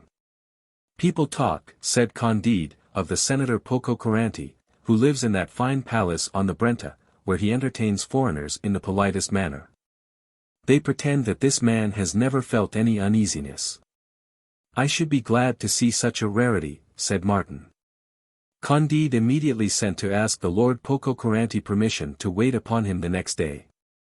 XXV. The visit to Lord Pococurante, a noble Venetian. Candide and Martin went in a gondola on the Brenta, and arrived at the palace of the noble Signor Pococurante. The gardens, laid out with taste, were adorned with fine marble statues. The palace was beautifully built. The master of the house was a man of 60, and very rich. He received the two travelers with polite indifference, which put Candide a little out of countenance, but was not at all disagreeable to Martin. First, two pretty girls, very neatly dressed, served them with chocolate, which was frothed exceedingly well. Candide could not refrain from commending their beauty, grace, and address. "They are good enough creatures," said the senator. "I make them lie with me sometimes, for I am very tired of the ladies of the town, of their coquetries, of their jealousies, of their quarrels, of their humours, of their pettinesses, of their prides, of their follies. And of the sonnets which one must make, or have made, for them. But after all, these two girls begin to weary me." After breakfast, Candide walking into a long gallery was surprised by the beautiful pictures. He asked, by what master were the two first? "They are by Raphael," said the senator. "I bought them at a great price, out of vanity, some years ago. They are said to be the finest things in Italy, but they do not please me at all. The colors are too dark, the figures are not sufficiently rounded, nor in good relief. The draperies in no way resemble stuffs. In a word, whatever may be said, I do not find there a true imitation of nature. I only care for a picture when I think I see nature itself, and there are none of this sort. I have a great many pictures, but I prize them very little." While they were waiting for dinner, Pococurante ordered a concert. Candide found the music delicious. "This noise," said the senator, "may amuse one for half an hour. But if it were to last longer it would grow tiresome to everybody, though they durst not own it. Music, today, is only the art of executing difficult things, and that which is only difficult cannot please long. Perhaps I should be fonder of the opera if they had not found the secret of making of it a monster which shocks me. Let who will go to see bad tragedies set to music, where the scenes are contrived for no other end than to introduce 2 or 3 songs ridiculously out of place, to show off an actress's voice. Let who will, or who can, die away with pleasure at the sight of an eunuch quavering the role of Caesar, or of Cato, and strutting awkwardly upon the stage. For my part one have long since renounced those paltry entertainments which constitute the glory of modern Italy, and are purchased so dearly by sovereigns." Candide disputed the point a little, but with discretion. Martin was entirely of the senator's opinion. They sat down to table, and after an excellent dinner they went into the library. Candide, seeing a Homer magnificently bound, commended the virtuoso on his good taste. "There," said he, "is a book that was once the delight of the great Pangloss, the best philosopher in Germany." "It is not mine," answered Pococurante coolly. "They used at one time to make me believe that I took a pleasure in reading him. But that continual repetition of battles, so extremely like one another, those gods that are always active without doing anything decisive, that Helen who is the cause of the war, and who yet scarcely appears in the peace. That Troy, so long besieged without being taken, all these together caused me great weariness. I have sometimes asked learned men whether they were not as weary as I of that work. Those who were sincere have owned to me that the poem made them fall asleep, yet it was necessary to have it in their library as a monument of antiquity, or like those rusty metals which are no longer of use in commerce." "But your Excellency does not think thus of Virgil," said Candide. "I grant," said the senator, "that the 2nd, 4th, and 6th books of his Aeneid are excellent, but as for his pious Aeneas, his strong Cloanthus, his friend Achates, his little Ascanius, his silly King Latinus, his bourgeois Amata, his insipid Lavinia, I think there can be nothing more flat and disagreeable. I prefer Tasso a good deal, or even the soporific tales of Ariosto." "May I presume to ask you, sir," said Candide, "whether you do not receive a great deal of pleasure from reading Horace?" "There are maxims in this writer," answered Pococurante, "from which a man of the world may reap great benefit, and being written in energetic verse they are more easily impressed upon the memory. But I care little for his journey to Brundusium, and his account of a bad dinner, or of his low quarrel between one Rupilius whose words he says were full of poisonous filth, and another whose language was imbued with vinegar. I have read with much distaste his indelicate verses against old women and witches, nor do I see any merit in telling his friend Maecenas that if he will but rank him in the choir of lyric poets, his lofty head shall touch the stars. Fools admire everything in an author of reputation. For my part, I read only to please myself. I like only that which serves my purpose. Candide, having been educated never to judge for himself, was much surprised at what he heard. Martin found there was a good deal of reason in Pococurrante's remarks. "Oh!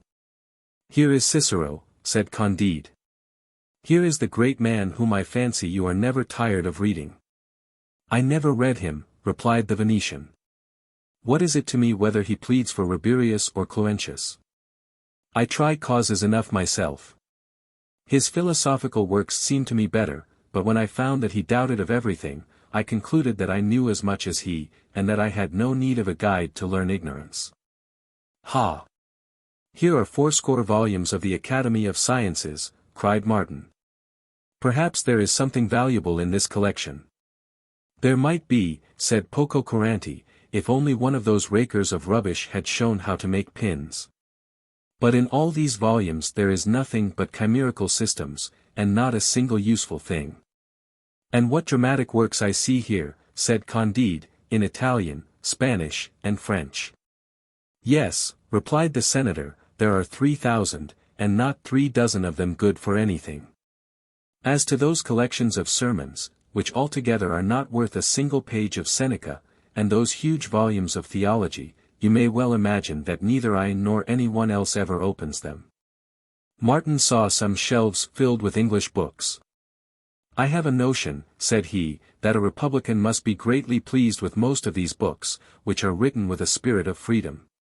"Yes," answered Pococurrante, "it is noble to write as one thinks, this is the privilege of humanity. In all our Italy we write only what we do not think, those who inhabit the country of the Caesars and the Antoninuses dare not acquire a single idea without the permission of a Dominican friar. I should be pleased with the liberty which inspires the English genius if passion and party spirit did not corrupt all that is estimable in this precious liberty." Candide, observing a Milton, asked whether he did not look upon this author as a great man. "Who," said Pococurrante, "that barbarian, who writes a long commentary in 10 books of harsh verse on the first chapter of Genesis. That coarse imitator of the Greeks, who disfigures the creation, and who, while Moses represents the eternal producing the world by a word, makes the Messiah take a great pair of compasses from the armory of heaven to circumscribe his work. How can I have any esteem for a writer who has spoiled Tasso's hell and the devil, who transforms Lucifer sometimes into a toad and other times into a pygmy, who makes him repeat the same things 100 times, who makes him dispute on theology? Who, by a serious imitation of Ariosto's comic invention of firearms, represents the devil's cannonading in heaven? Neither I nor any man in Italy could take pleasure in those melancholy extravagances. And the marriage of sin and death, and the snakes brought forth by sin, are enough to turn the stomach of any one with the least taste, and his long description of a pest house is good only for a grave digger. This obscure, whimsical, and disagreeable poem was despised upon its first publication, and I only treat it now as it was treated in its own country by contemporaries. For the matter of that I say what I think, and I care very little whether others think as I do." Candide was grieved at this speech, for he had a respect for Homer and was fond of Milton. "Alas!" said he softly to Martin, "I am afraid that this man holds our German poets in very great contempt." "There would not be much harm in that," said Martin. "Oh! What a superior man," said Candide below his breath. "What a great genius is this Pococurrante. Nothing can please him." After their survey of the library they went down into the garden, where Candide praised its several beauties. "I know of nothing in so bad a taste," said the master. "All you see here is merely trifling. After tomorrow I will have it planted with a nobler design."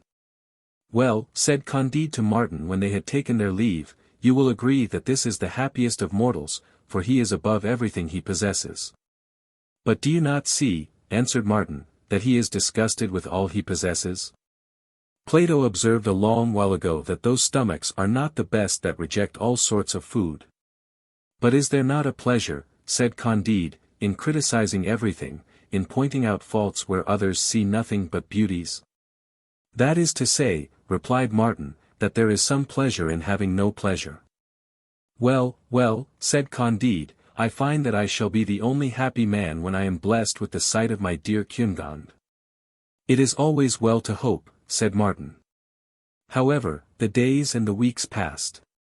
Cacambo did not come, and Candide was so overwhelmed with grief that he did not even reflect that Paquette and Friar Giroflée did not return to thank him. XXVI. Of a supper which Candide and Martin took with 6 strangers, and who they were. One evening that Candide and Martin were going to sit down to supper with some foreigners who lodged in the same inn, a man whose complexion was as black as soot, came behind Candide, and taking him by the arm, said, "Get yourself ready to go along with us. Do not fail." Upon this he turned round and saw, Cacambo. Nothing but the sight of Cunegonde could have astonished and delighted him more. He was on the point of going mad with joy. He embraced his dear friend. "Cunegonde is here, without doubt. Where is she? Take me to her that I may die of joy in her company."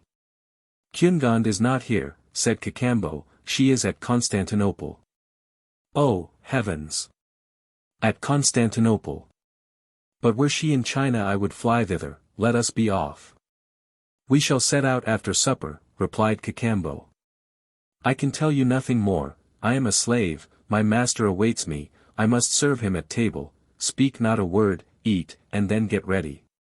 Candide, distracted between joy and grief, delighted at seeing his faithful agent again, astonished at finding him a slave, filled with the fresh hope of recovering his mistress, his heart palpitating, his understanding confused, sat down to table with Martin, who saw all these scenes quite unconcerned, and with 6 strangers who had come to spend the carnival at Venice. Cacambo waited at table upon one of the strangers. Towards the end of the entertainment he drew near his master, and whispered in his ear, "Sire, your majesty may start when you please, the vessel is ready." On saying these words he went out. The company in great surprise looked at one another without speaking a word, when another domestic approached his master and said to him, "Sire, your majesty's chaise is at Padua, and the boat is ready." The master gave a nod and the servant went away. The company all stared at one another again, and their surprise redoubled. A third valet came up to a third stranger, saying, "Sire, believe me, your majesty ought not to stay here any longer. I am going to get everything ready." And immediately he disappeared. Candide and Martin did not doubt that this was a masquerade of the carnival. Then a fourth domestic said to a fourth master, "Your majesty may depart when you please." Saying this he went away like the rest. The fifth valet said the same thing to the fifth master. But the sixth valet spoke differently to the sixth stranger, who sat near Candide. He said to him, "Faith, sire, they will no longer give credit to your majesty nor to me, and we may perhaps both of us be put in jail this very night. Therefore I will take care of myself. Adieu." The servants being all gone, the 6 strangers, with Candide and Martin, remained in a profound silence. At length Candide broke it. "Gentlemen," said he, "this is a very good joke indeed, but why should you all be kings? For me I own that neither Martin nor I is a king." Cacambo's master then gravely answered in Italian, "I am not at all joking. My name is Achmet III. I was Grand Sultan many years. I dethroned my brother. My nephew dethroned me, my viziers were beheaded, and I am condemned to end my days in the old seraglio. My nephew, the great Sultan Mahmud, permits me to travel sometimes for my health, and I am come to spend the carnival at Venice." A young man who sat next to Achmet, spoke then as follows. "My name is Ivan. I was once emperor of all the Russias, but was dethroned in my cradle. My parents were confined in prison and I was educated there. Yet I am sometimes allowed to travel in company with persons who act as guards, and I am come to spend the carnival at Venice.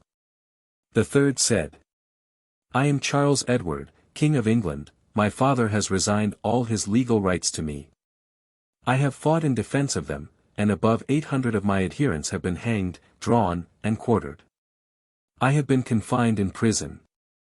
I am going to Rome, to pay a visit to the king, my father, who was dethroned as well as myself and my grandfather, and I am come to spend the carnival at Venice. The fourth spoke thus in his turn. I am the King of Poland. The fortune of war has stripped me of my hereditary dominions, my father underwent the same vicissitudes, I resign myself to Providence in the same manner as Sultan Achmet, the Emperor Ivan, and King Charles Edward, whom God long preserve. And I am come to the carnival at Venice. The fifth said, I am King of Poland also, I have been twice dethroned. But Providence has given me another country, where I have done more good than all the Sarmatian kings were ever capable of doing on the banks of the Vistula. I resign myself likewise to Providence, and am come to pass the carnival at Venice. It was now the sixth monarch's turn to speak. Gentlemen, said he, I am not so great a prince as any of you, however, I am a king. I am Theodore, elected king of Corsica, I had the title of majesty, and now I am scarcely treated as a gentleman. I have coined money, and now am not worth a farthing, I have had 2 secretaries of state, and now I have scarce a valet, I have seen myself on a throne, and I have seen myself upon straw in a common jail in London. I am afraid that I shall meet with the same treatment here though, like your majesties, I am come to see the carnival at Venice. The other 5 kings listened to this speech with generous compassion. Each of them gave 20 sequins to King Theodore to buy him clothes and linen, and Candide made him a present of a diamond worth 2,000 sequins. Who can this private person be, said the 5 kings to one another, who is able to give, and really has given, 100 times as much as any of us? Just as they rose from table, in came 4 serene highnesses, who had also been stripped of their territories by the fortune of war, and were come to spend the carnival at Venice. But Candide paid no regard to these newcomers, his thoughts were entirely employed on his voyage to Constantinople, in search of his beloved Cunegond. XXVI. Candide's voyage to Constantinople. The faithful Cacambo had already prevailed upon the Turkish skipper, who was to conduct the Sultan Achmet to Constantinople, to receive Candide and Martin on his ship. They both embarked after having made their obeisance to his miserable highness.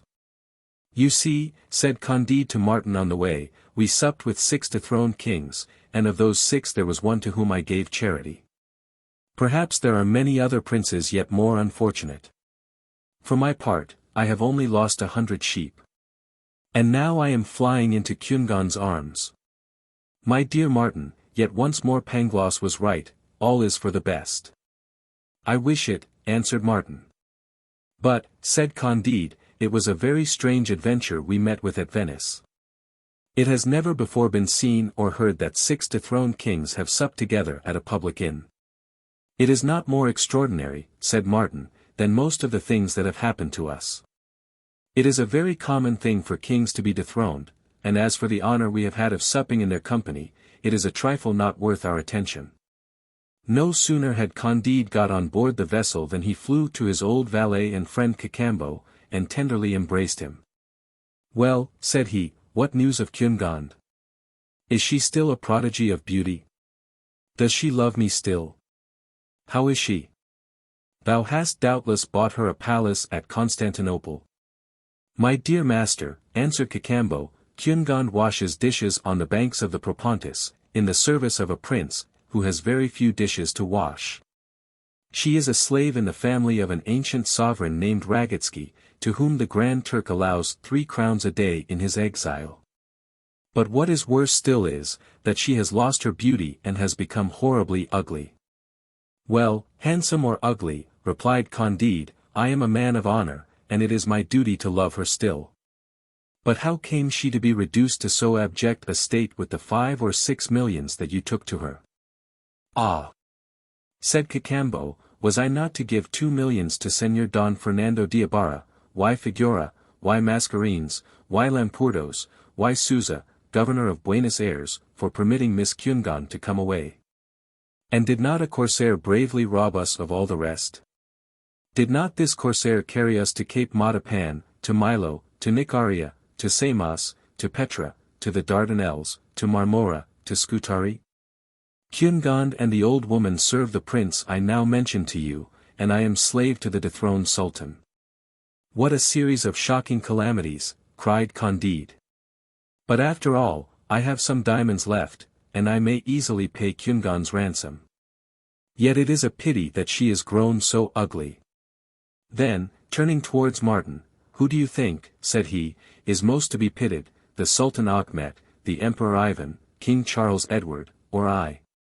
How should I know, answered Martin. I must see into your hearts to be able to tell. Ah, said Candide, if Pangloss were here, he could tell. I know not, said Martin, in what sort of scales your Pangloss would weigh the misfortunes of mankind and set a just estimate on their sorrows. All that I can presume to say is, that there are millions of people upon earth who have 100 times more to complain of than King Charles Edward, the Emperor Ivan, or the Sultan Achmet. That may well be, said Candide.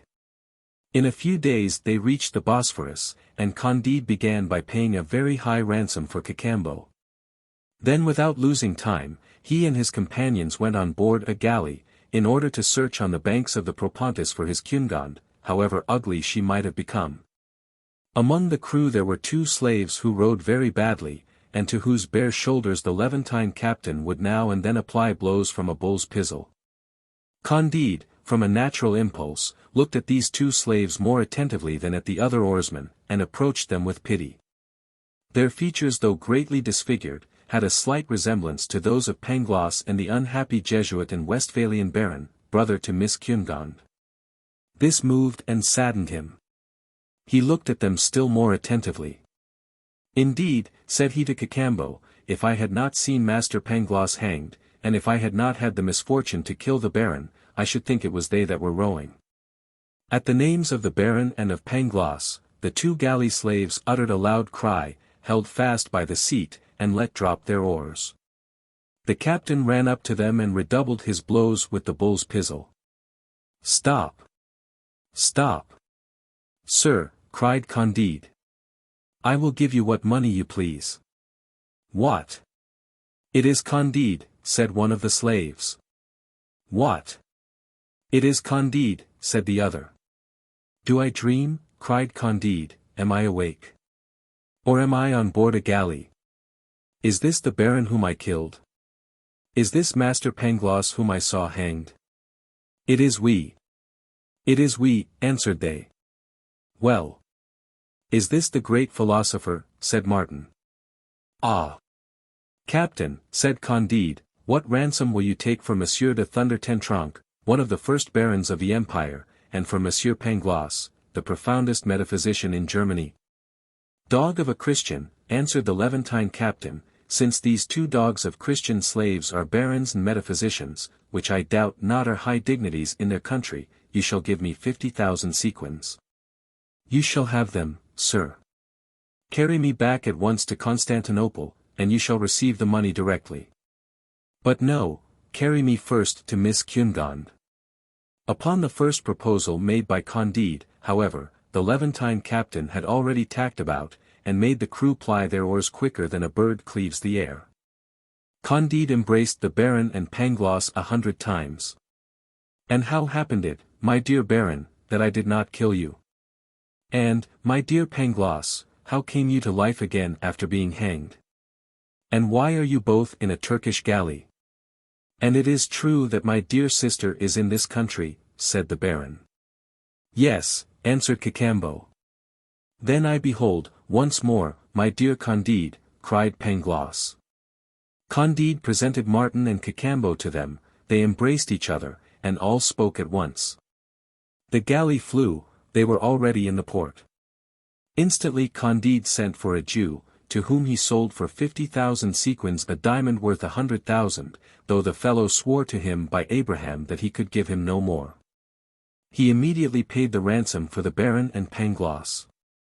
The latter threw himself at the feet of his deliverer, and bathed them with his tears. The former thanked him with a nod, and promised to return him the money on the first opportunity. "But is it indeed possible that my sister can be in Turkey?" said he. "Nothing is more possible," said Cacambo, "since she scours the dishes in the service of a Transylvanian prince."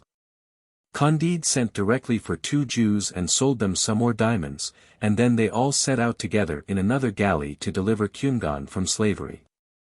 XVIII. What happened to Candide, Cungan, Pangloss, Martin, etc. "I ask your pardon once more," said Candide to the Baron, "your pardon, Reverend Father, for having run you through the body." "Say no more about it," answered the Baron. "I was a little too hasty, I own, but since you wish to know by what fatality I came to be a galley slave I will inform you. After I had been cured by the surgeon of the college of the wound you gave me, I was attacked and carried off by a party of Spanish troops, who confined me in prison at Buenos Aires at the very time my sister was setting out thence. I asked leave to return to Rome to the general of my order. I was appointed chaplain to the French ambassador at Constantinople. I had not been 8 days in this employment when one evening I met with a young Icheglan, who was a very handsome fellow. The weather was warm. The young man wanted to bathe, and I took this opportunity of bathing also. I did not know that it was a capital crime for a Christian to be found naked with a young Mussulman. A Cadi ordered me 100 blows on the soles of the feet, and condemned me to the galleys. I do not think there ever was a greater act of injustice. But I should be glad to know how my sister came to be scullion to a Transylvanian prince who has taken shelter among the Turks. But you, my dear Pangloss, said Candide, how can it be that I behold you again? It is true, said Pangloss, that you saw me hanged. I should have been burnt, but you may remember it rained exceedingly hard when they were going to roast me. The storm was so violent that they despaired of lighting the fire, so I was hanged because they could do no better.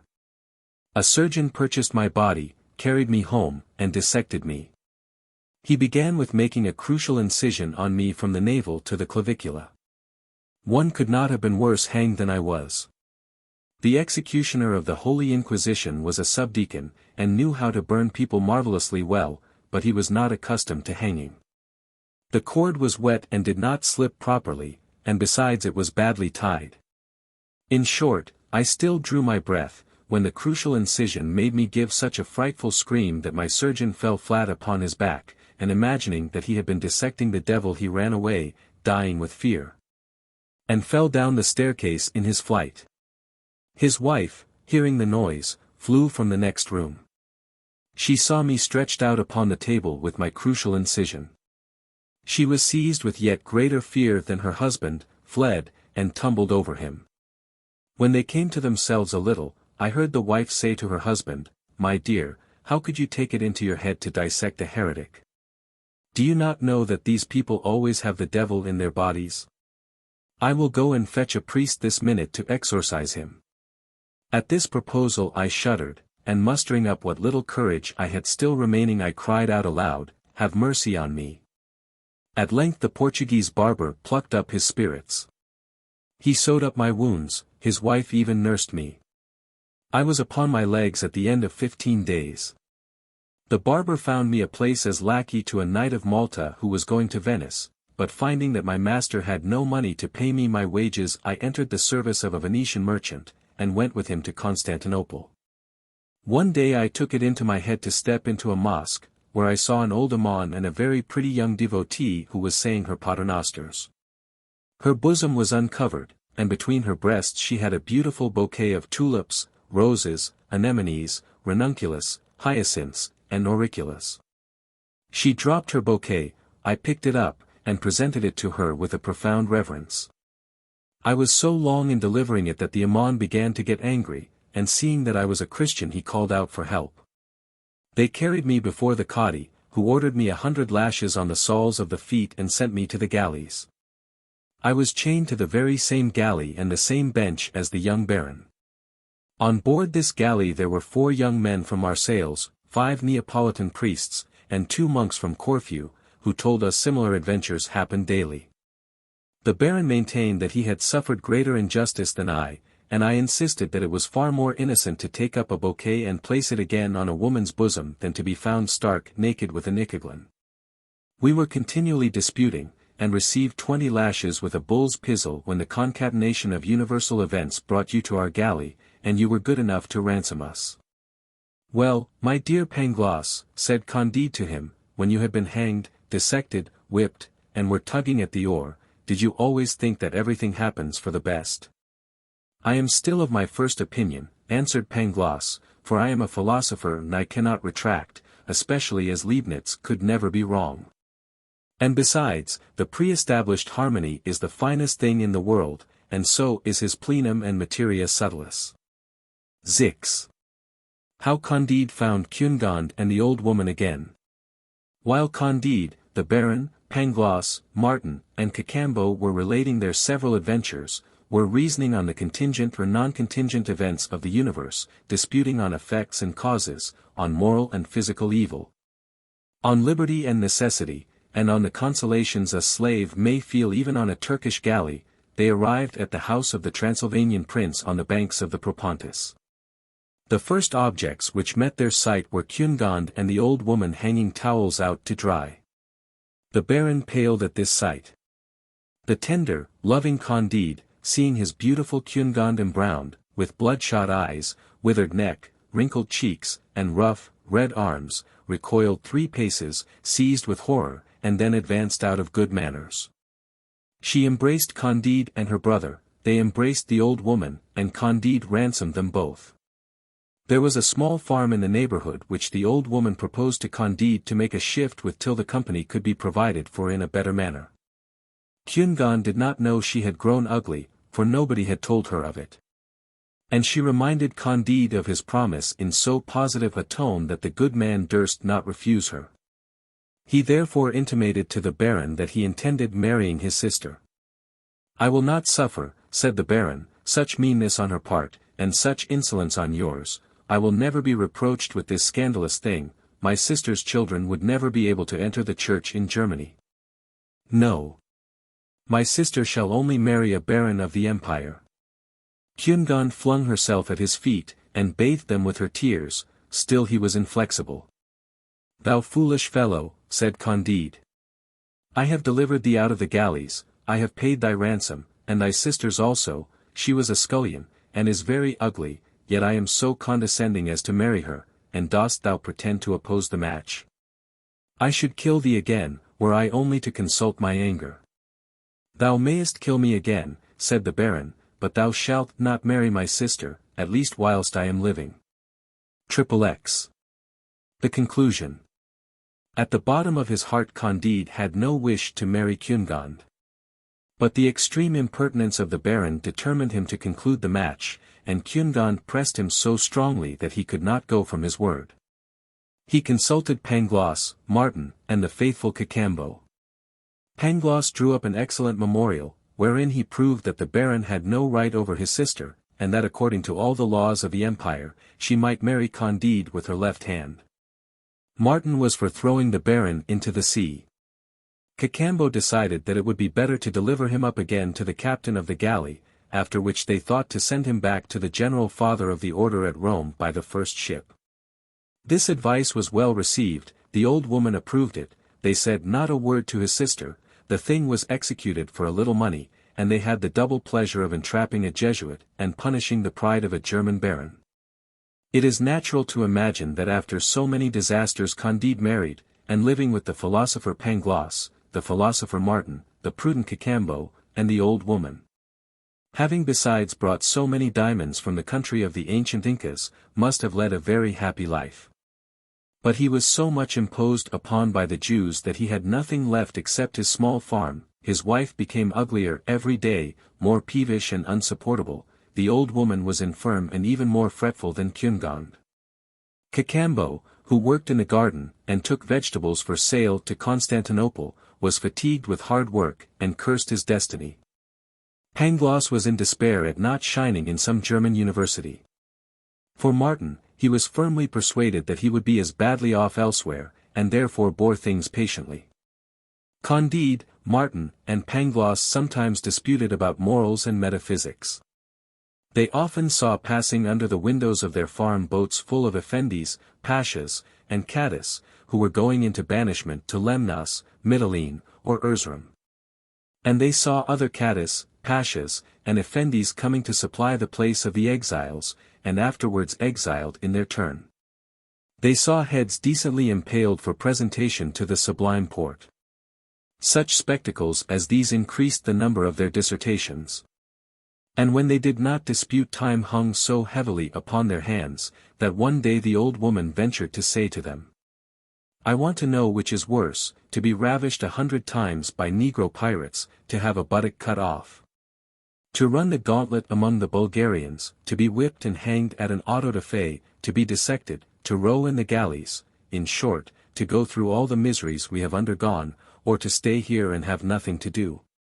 "It is a great question," said Candide.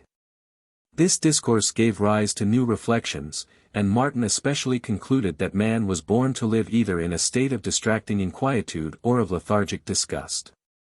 Candide did not quite agree to that, but he affirmed nothing. Pangloss owned that he had always suffered horribly, but as he had once asserted that everything went wonderfully well, he asserted it still, though he no longer believed it. What helped to confirm Martin in his detestable principles, to stagger Candide more than ever, and to puzzle Pangloss, was that one day they saw Paquette and Friar Giroflée land at the farm in extreme misery. They had soon squandered their 3,000 piastres, parted, were reconciled, quarrelled again, were thrown into jail, had escaped, and Friar Giroflée had at length become Turk. Paquette continued her trade wherever she went, but made nothing of it. "I foresaw," said Martin to Candide, "that your presence would soon be dissipated, and only make them the more miserable. You have rolled in millions of money, you and Cacambo. And yet you are not happier than Friar Giroflée and Paquette." "Ha," said Pangloss to Paquette, "Providence has then brought you amongst us again, my poor child. Do you know that you cost me the tip of my nose, an eye, and an ear, as you may see? What a world is this!" And now this new adventure set them philosophizing more than ever. In the neighborhood there lived a very famous dervish who was esteemed the best philosopher in all Turkey, and they went to consult him. Pangloss was the speaker. "Master," said he, "we come to beg you to tell why so strange an animal as man was made." "With what meddlest thou?" said the dervish, "is it thy business?" "But, reverend father," said Candide, "there is horrible evil in this world." "What signifies it," said the dervish, "whether there be evil or good? When His Highness sends a ship to Egypt, does he trouble his head whether the mice on board are at their ease or not?" "What, then, must we do?" said Pangloss. "Hold your tongue," answered the dervish. "I was in hopes," said Pangloss, "that I should reason with you a little about causes and effects, about the best of possible worlds, the origin of evil, the nature of the soul, and the pre-established harmony." At these words, the dervish shut the door in their faces. During this conversation, the news was spread that 2 viziers and a mufti had been strangled at Constantinople, and that several of their friends had been impaled. This catastrophe made a great noise for some hours. Pangloss, Candide, and Martin, returning to the little farm, saw a good old man taking the fresh air at his door under an orange bower. Pangloss, who was as inquisitive as he was argumentative, asked the old man what was the name of the strangled mufti. "I do not know," answered the worthy man, "and I have not known the name of any mufti, nor of any vizier. I am entirely ignorant of the event you mention. I presume in general that they who meddle with the administration of public affairs die sometimes miserably, and that they deserve it. But I never trouble my head about what is transacting at Constantinople. I content myself with sending there for sale the fruits of the garden which I cultivate." Having said these words, he invited the strangers into his house. His 2 sons and 2 daughters presented them with several sorts of sherbet, which they made themselves, with kaimak enriched with the candied peel of citrons, with oranges, lemons, pineapples, pistachio nuts, and mocha coffee unadulterated with the bad coffee of Batavia or the American islands. After which the 2 daughters of the honest Mussulman perfumed the strangers' beards. You must have a vast and magnificent estate, said Candide to the Turk. I have only 20 acres, replied the old man, I and my children cultivate them. Our labor preserves us from 3 great evils, weariness, vice, and want. Candide, on his way home, made profound reflections on the old man's conversation. This honest Turk, said he to Pangloss and Martin, seems to be in a situation far preferable to that of the 6 kings with whom we had the honor of supping. Grandeur, said Pangloss, is extremely dangerous according to the testimony of philosophers. For, in short, Eglon, king of Moab, was assassinated by Ehud, Absalom was hung by his hair, and pierced with 3 darts. King Nadab, the son of Jeroboam, was killed by Baasa, King Elah by Zimri, Ahaziah by Jehu, Athaliah by Jehoiada, the kings Jehoiakim, Jeconiah, and Zedekiah, were led into captivity. You know how perished Croesus, Astyages, Darius, Dionysius of Syracuse, Pyrrhus, Perseus, Hannibal, Jugurtha, Ariovistus, Caesar, Pompey, Nero, Otho, Vitellius, Domitian, Richard II. Of England, Edward II, Henry VI, Richard III. Mary Stuart, Charles I, the 3 Henrys of France, the Emperor Henry IV. You know. I know also, said Candide, that we must cultivate our garden. You are right, said Pangloss, for when man was first placed in the Garden of Eden, he was put there ut operiter eum, that he might cultivate it, which shows that man was not born to be idle. Let us work, said Martin, without disputing. It is the only way to render life tolerable. The whole little society entered into this laudable design, according to their different abilities. Their little plot of land produced plentiful crops. Kungand was, indeed, very ugly, but she became an excellent pastry cook. Paquette worked at embroidery, the old woman looked after the linen. They were all, not excepting Friar Giroflee, of some service or other. For he made a good joiner, and became a very honest man. Pangloss sometimes said to Candide, there is a concatenation of events in this best of all possible worlds, for if you had not been kicked out of a magnificent castle for love of Miss Kungand, if you had not been put into the Inquisition, if you had not walked over America, if you had not stabbed the Baron, if you had not lost all your sheep from the fine country of El Dorado, you would not be here eating preserved citrons and pistachio nuts. All that is very well, answered Candide, but let us cultivate our garden. Footnotes. P. 2.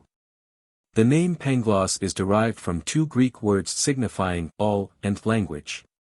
P. 8. The Abers were a tribe of Tartars settled on the shores of the Danube, who later dwelt in part of Circassia. P. 15. Venereal disease was said to have been first brought from Hispaniola, in the West Indies, by some followers of Columbus who were later employed in the siege of Naples. From this latter circumstance it was at one time known as the Neapolitan disease. P. 19. The great earthquake of Lisbon happened on the 1st of November, 1755. P. 20. Such was the aversion of the Japanese to the Christian faith that they compelled Europeans trading with their islands to trample on the cross, renounce all marks of Christianity, and swear that it was not their religion. See Chapter 11. Of the Voyage to Laputa in Swift's Gulliver's Travels. P. 23. This auto da fe actually took place, some months after the earthquake, on June 20, 1756. P. 23. The rejection of Bacon convicting them, of course, of being Jews, and therefore fitting victims for an auto da fe. P. 24. The San Benito was a kind of loose over-garment painted with flames, figures of devils, the victim's own portrait, etc. Worn by persons condemned to death by the Inquisition when going to the stake on the occasion of an auto da fe. Those who expressed repentance for their errors wore a garment of the same kind covered with flames directed downwards, while that worn by Jews, sorcerers, and renegades bore a St. Andrew's cross before and behind. P. 26. This Notre Dame is of wood, every year she weeps on the day of her fate, and the people weep also. One day the preacher, seeing a carpenter with dry eyes, asked him how it was that he did not dissolve in tears when the Holy Virgin wept. "Ah, my reverend father," replied he, "it is I who refastened her in her niche yesterday. I drove 3 great nails through her behind, it is then she would have wept if she had been able." Voltaire, Mélanges. p. 42. The following posthumous note of Voltaire's was first added to M. Bouchat's edition of his works issued in 1829, see the extreme discretion of the author, there has not been up to the present any pope named Urban X. He feared to give a bastard to a known pope. What circumspection! What delicacy of conscience! The last Pope Urban was the 8th, and he died in 1644. p. 45. Muley Ismail was Emperor of Morocco from 1672 to 1727, and was a notoriously cruel tyrant. p. 47. Oh, what a misfortune to be an eunuch! p. 48. Carlo Broschi, called Farinelli, an Italian singer, born at Naples in 1705, without being exactly minister, governed Spain under Ferdinand VI, he died in 1782. He has been made one of the chief persons in one of the comic operas of M.M. Aubert and Scribe. p. 53. Jean Robeck, a Swede who was born in 1672, will be found mentioned in Rousseau's Nouvelle Heloise. He drowned himself in the Weser at Bremen in 1729, and was the author of a Latin treatise on voluntary death, first printed in 1735. p. 60. A spontoon was a kind of half-pike, a military weapon carried by officers of infantry and used as a medium for signaling orders to the regiment. p. 64. Later Voltaire substituted the name of the Father Croust for that of Diderot. Of Croust he said in the Dictionnaire philosophique that he was the most brutal of the society. p. 68. By the Journal of Travaux Voltaire meant a critical periodical printed by the Jesuits at Travaux under the title of Memoires pour servir à l'histoire des sciences et des beaux-arts. It existed from 1701 until 1767, during which period its title underwent many changes. p. 76. It has been suggested that Voltaire, in speaking of red sheep, referred to the llama, a South American ruminant allied to the camel. These animals are sometimes of a reddish color, and were notable as pack carriers and for their fleetness. p. 78. The first English translator curiously gives a tournée of bouillie that weighed 200 pounds, as the equivalent of un contre bouillie que pesait 200 livres. The French editor of the 1869 reprint points out that the South American vulture, or condor, is meant, the name of this bird, it may be added, is taken from cunter, that given it by the Aborigines. p. 90. Spanish half-crowns. p. 99. Socinians. Followers of the teaching of Laelius and Faustus Socinus, 16th century, which denied the doctrine of the Trinity, the deity of Christ, the personality of the devil, the native and total depravity of man, the vicarious atonement and eternal punishment. The Socinians are now represented by the Unitarians. Manichaeans. Followers of Manes or Manichaeus, 3rd century, a Persian who maintained that there are two principles, the one good and the other evil, each equally powerful in the government of the world. p. 107. In the 1759 editions, in place of the long passage in brackets from here to page 215, there was only the following: "Sir," said the Perigordian abbé to him, "have you noticed that young person who has so roguish a face and so fine a figure? You may have her for 10,000 francs a month, and 50,000 crowns in diamonds." "I have only a day or two to give her," answered Candide, "because I have a rendezvous at Venice." In the evening after supper the insinuating Perigordian redoubled his politeness and attentions. p. 108. The play referred to is supposed to be Le Conte d'Essex, by Thomas Corneille. p. 108. In France actors were at one time looked upon as excommunicated persons, not worthy of burial in holy ground or with Christian rites. In 1730 the honors of sepulture were refused to Mademoiselle Lecouvreur, doubtless the Miss Monime of this passage. Voltaire's miscellaneous works contain a paper on the matter. p. 109. Élie Catherine Fréron was a French critic, 1719–1776, who incurred the enmity of Voltaire. In 1752 Fréron, in Lettres sur quelques écrits du temps, wrote pointedly of Voltaire as one who chose to be all things to all men, and Voltaire retaliated by references such as these in Candide. p. 111. Gabriel Gauchat, 1709–1779, French ecclesiastical writer, was author of a number of works on religious subjects. p. 112. Nicolas Charles Joseph Troublet, 1697–1770, was a French writer whose criticism of Voltaire was revenged in passages such as this one in Candide.